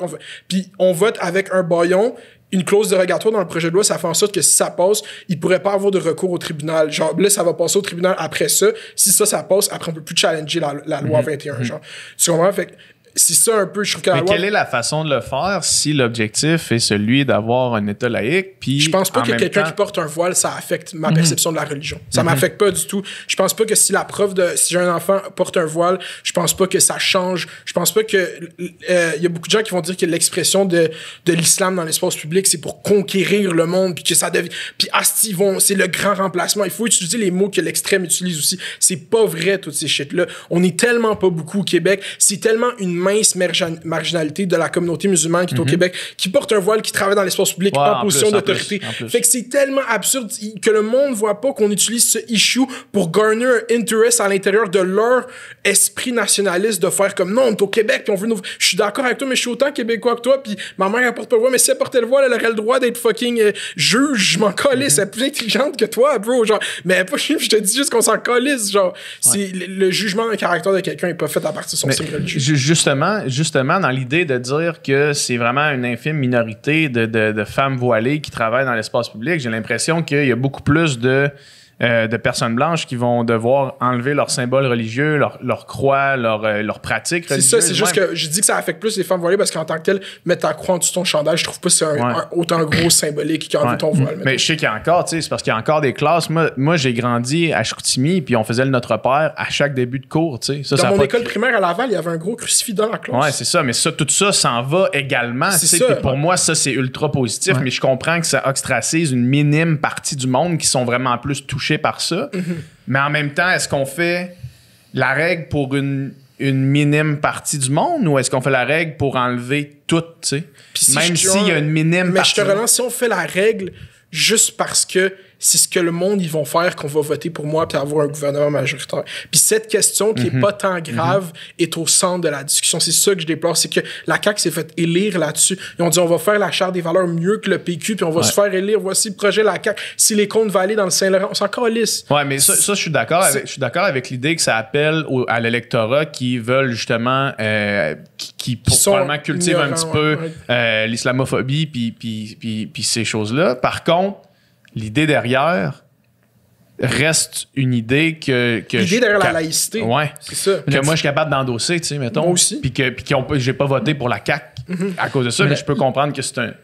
La différence que je vois, j'ai l'impression, c'est que, tu sais, justement, le Québec de pré-Révolution tranquille, c'est un Québec où est-ce que le clergé est en position de pouvoir, là, tu sais, dans les institutions, tu sais.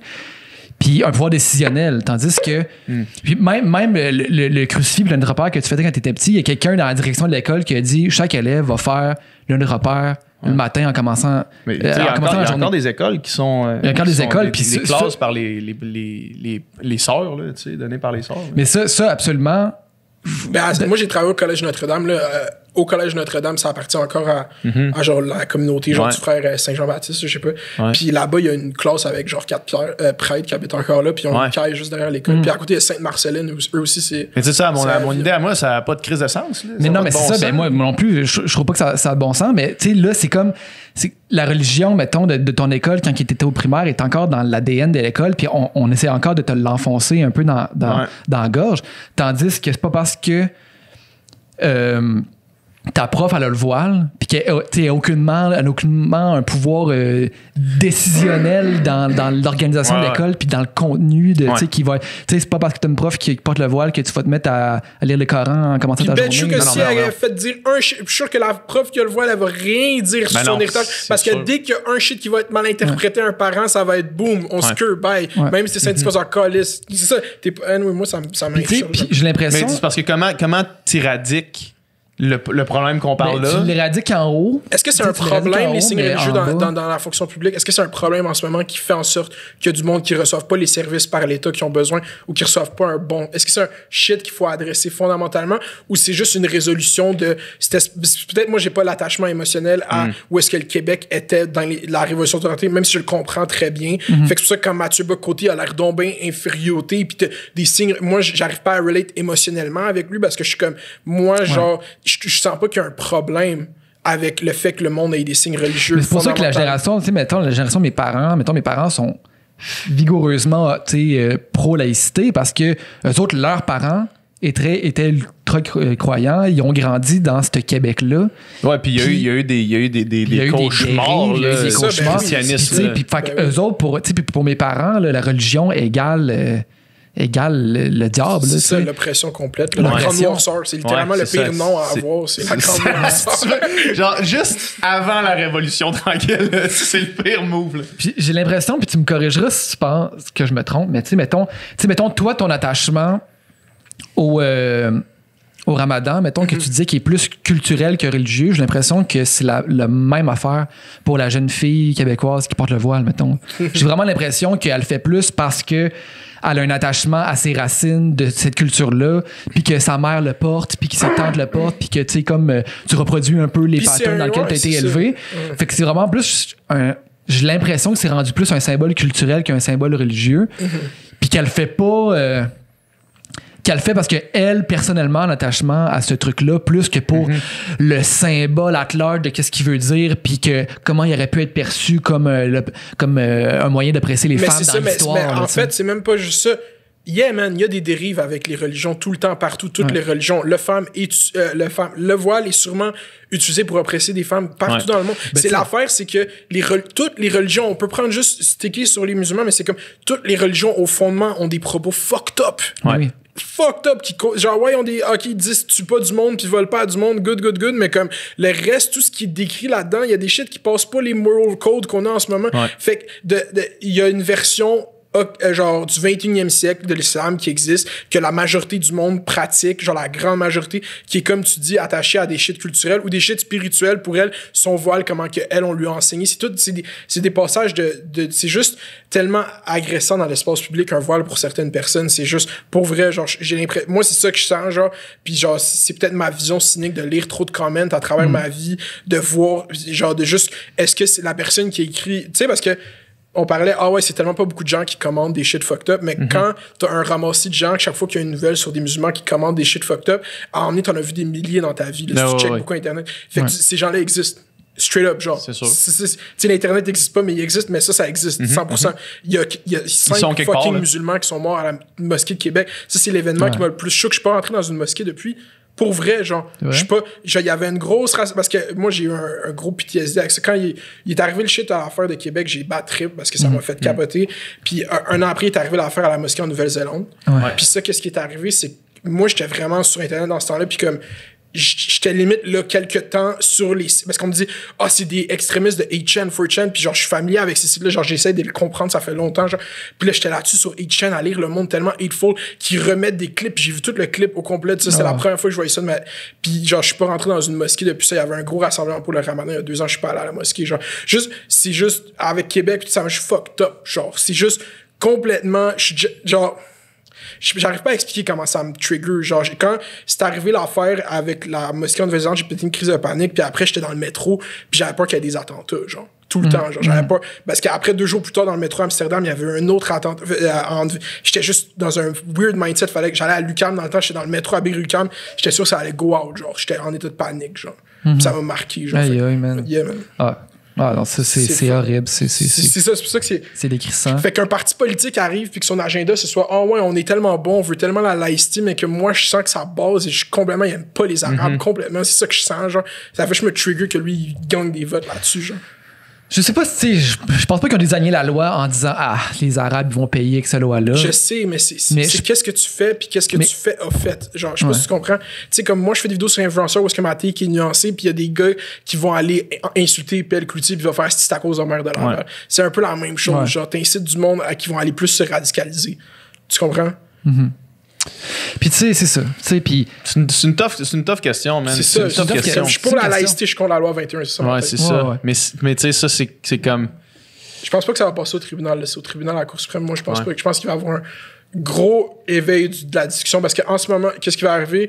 Ça va être challengé, ça va remettre en question l'autorité du Québec de faire des lois, genre notre souveraineté dans notre territoire. Puis en plus, fucking Jean Barrette, il veut drop une loi 101 V2 bientôt, genre, qui parle de faire des shit fucked up parce qu'on a Fait que je pense que la discussion autour de la souveraineté du Québec puis de l'espace du français, tout va revenir de l'avant, surtout quand Ottawa va légiférer, genre, comme je pense qu'ils vont dire cette loi, c'est fucked up. Ouais. Je suis pas vraiment convaincu. Mais tu sais, la loi 101, je veux dire, quand au départ, c'était controversé, là, tu sais, puis c'était vu comme du racisme ça l'est encore, envers les anglophones, puis tout ça, tu sais. Les Canadiens de l'Ouest, ils mais trouvent c'est encore comme, que le Québec... Après, avec l'histoire, on regarde ça, puis on dit, c'est quand même une bonne décision, la loi 101. C'est quand eux ont été racistes avec les Français, c'est comme fuck vous, là, c'est comme... Ben non, écoute, c'est ça, genre... de pas le prendre pour du cash, là. C'est les Anglais, c'est même pas du race, c'est des langues, là, mais je veux dire...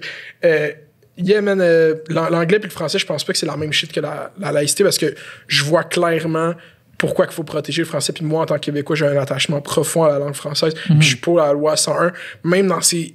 Parce que quand tu appliques des lois là, en tant que telles, c'est impossible d'appliquer un shit bien à 100%. Il y a des débordements de tout. Il y a des shit que tu oublies. Il y a des shit qui vont aller trop loin. Il y a des gens qui travaillent à l'Office de la langue française qui ont une vue sûrement trop extrémiste puis qui font chier du monde.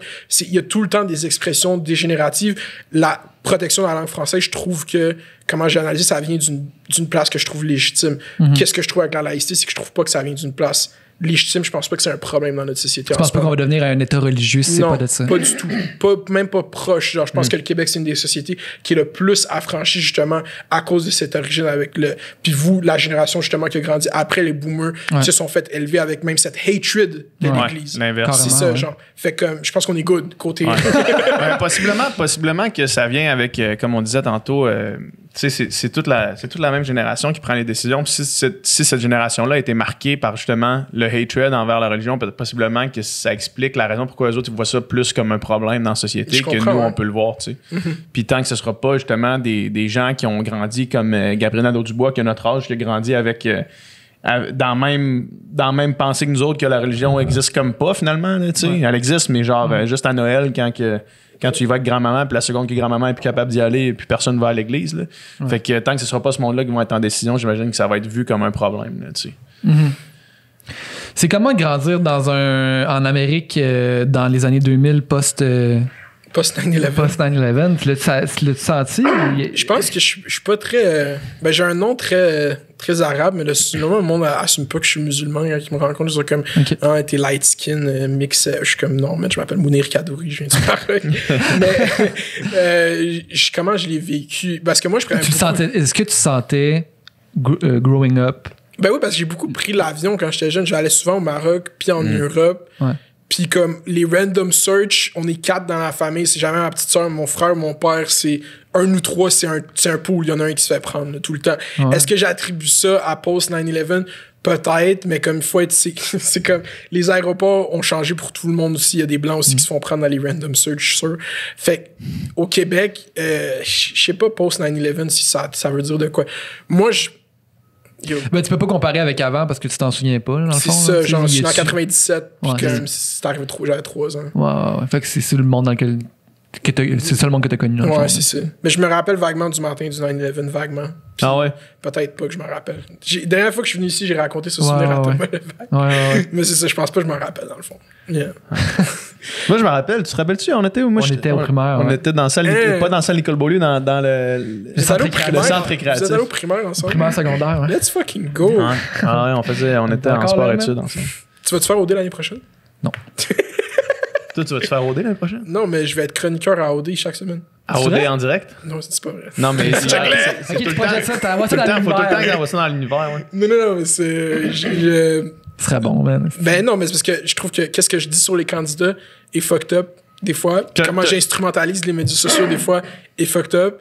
Et cette année, ça a dégénéré, genre, avec Charles, genre. Ouais. Comme, genre, moi, je trouvais Charles fucked up. J'aurais pas voulu qu'il soit dans ce show-là avant que ça prenne des proportions démesurées, genre. Mais c'est quoi ton take là-dessus? Penses-tu que c'est parti d'un meme, c'est devenu trop sérieux. C'est ça. Ouais. Oui, exact. C'est parti que c'était drôle. Tu sais, même moi, là, j'ai fait des par rapport au leader. Des stories de genre, hey, j'étais un leader, j'étais découvert pas d'écouteurs, lol. Tu sais. Là, c'est ça la masculinité toxique. Là, c'est comme, wow, c'est un personnage. Mais il a été wack. Non, mais il a été wack avant le leader. Ce qu'on a vu à TV, il a été wack. C'est pas ça le point, là. C'est pas ça le point. Mais en même temps, ce qu'on a vu à TV, je veux dire.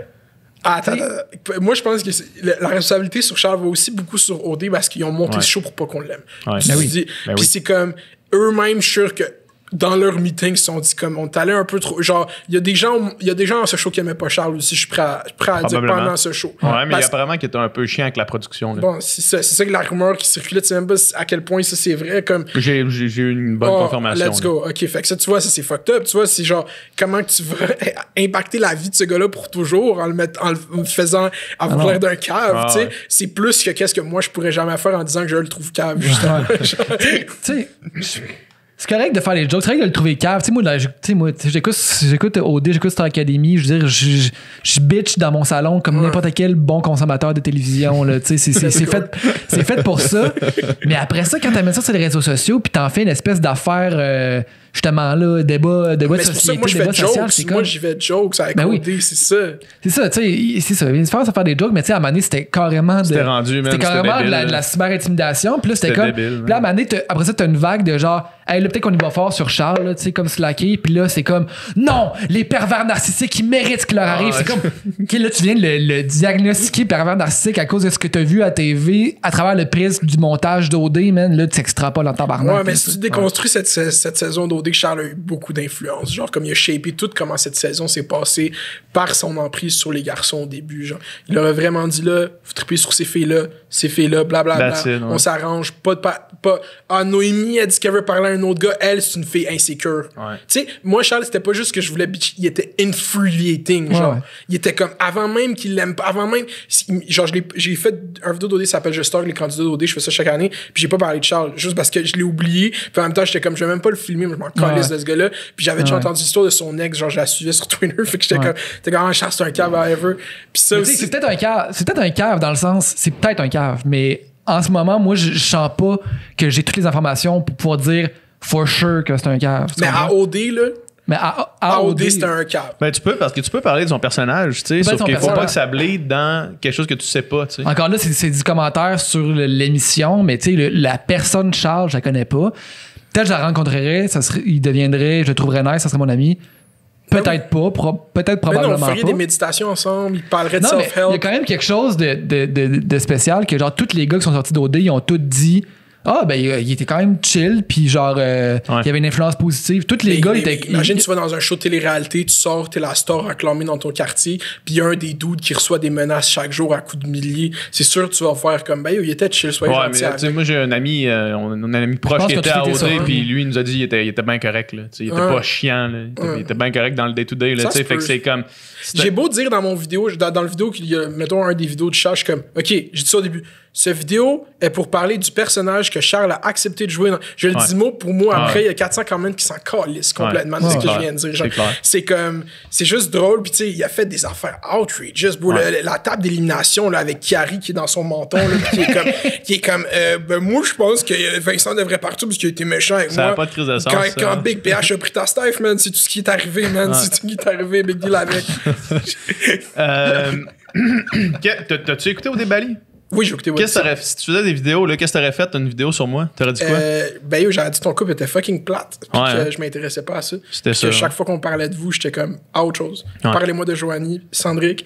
Et, je pense que c'était le sentiment partagé. C'était le Joanie Cendric Show, là. Surtout, c'est comme la première vidéo sur ma chaîne, mettons, qui c'est drôle, on va parler de ça, c'est bon. La première vidéo sur ma chaîne qui a comme fait des views. En fait, j'avais une chaîne YouTube à comme. Tu sais, je venais de la créer 5 subscribers. Puis j'avais mis avant, je faisais des vidéos Facebook, je l'avais mis là, elle avait fait comme 14 views. Puis là, j'ai pris votre heure de vérité, je l'ai coupé pour faire, tu sais, comme si ça avait été genre une autre heure de vérité. J'ai pris des petits bouts, j'ai fait un montage drôle, genre. Puis cette vidéo a fait 11 000 vues en une journée, genre. Puis j'étais comme, OK, OD, ça fait des views sur YouTube. C'est ça le truc. Puis j'avais fait dans ce montage-là, j'avais fait comme si t'étais mad contre Adamo qui a gagné parce que lui, il était pas vraiment en amour avec ça. Est-ce que t'étais mad contre Adamo quand il a gagné? Non. Pas du tout? Non, j'étais mal d'avoir perdu, mais pas contre Adamo d'avoir gagné. Là, C'était rendu un gros mime. Est-ce que vous aviez perçu que c'était rendu un gros mime Adamo quand vous étiez dans le jeu? Non.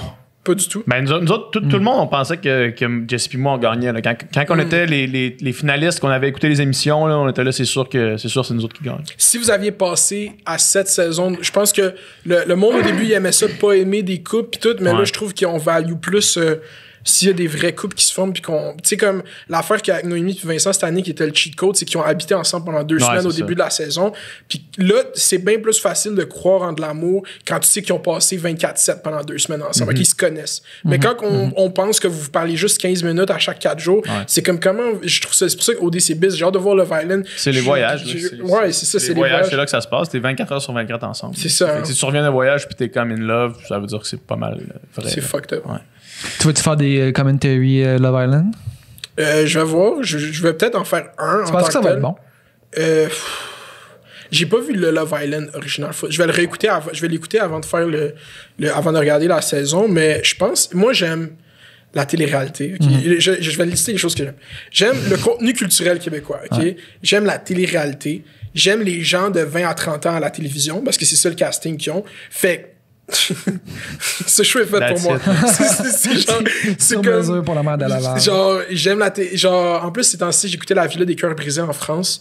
Ça, c'est OD à next level. Ça c'est next level. Shit, j'ai vu des clips de ça. Ça a pas de crise de bon sens. Dieu, on pourrait jamais atteindre ce niveau de divertissement. Mais vu que c'est pas québécois, moi, je suis un attachement profond au contenu québécois, je préfère OD. Mais La Villa des Cœurs brisés, c'est quelque chose d'autre. C'est un autre monde.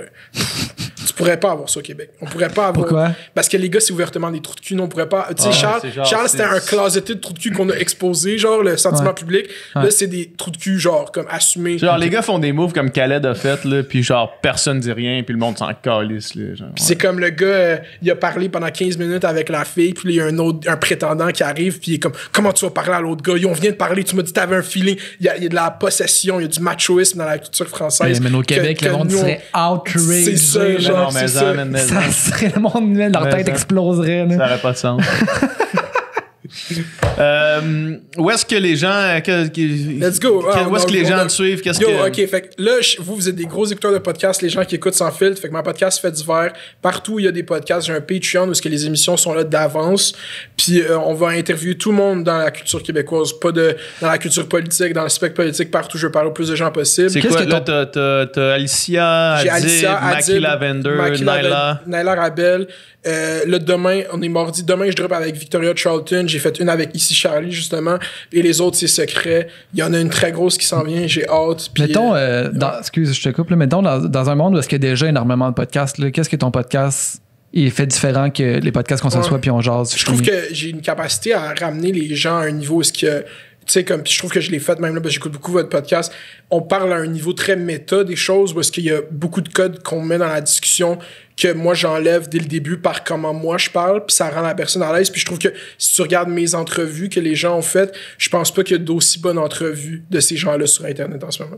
Fait que je pense que je suis la podcast où est-ce que one-on-one avec une personne, t'as la meilleure entrevue au Québec. Bars. Genre, je pense qu'Alicia, il y a pas eu Adib. Genre, Adib, cette convo live, elle se fait écouter dans des cours universitaires sur la diversité dans les médias, puis le prof, il veut l'utiliser chaque année. Genre, comme, je veux juste. Fait que c'est ça. C'est, genre, moi, c'est vraiment le one-on-one Joe Rogan type beat. Genre, je veux vraiment aller à être reconnu pour qu'il y ait de tout le spectre politique, tout le spectre culturel. Puis c'est ça. Là, au début, j'ai orienté un peu mes invités vers le cloud, un peu, mais c'est pour que ça se fasse. C'est classique. Ouais, c'est ça. Puis c'est ça. Quand je vais être prêt intellectuellement, Mathieu Bocoté va être là. Yeah. On va écouter ça. Tu parleras, man? Avidement. Let's go. Yes, man. Fait que merci de m'avoir invité. Merci de m'avoir invité parce que je voulais pas ça fait longtemps, mais je suis content que ce soit live.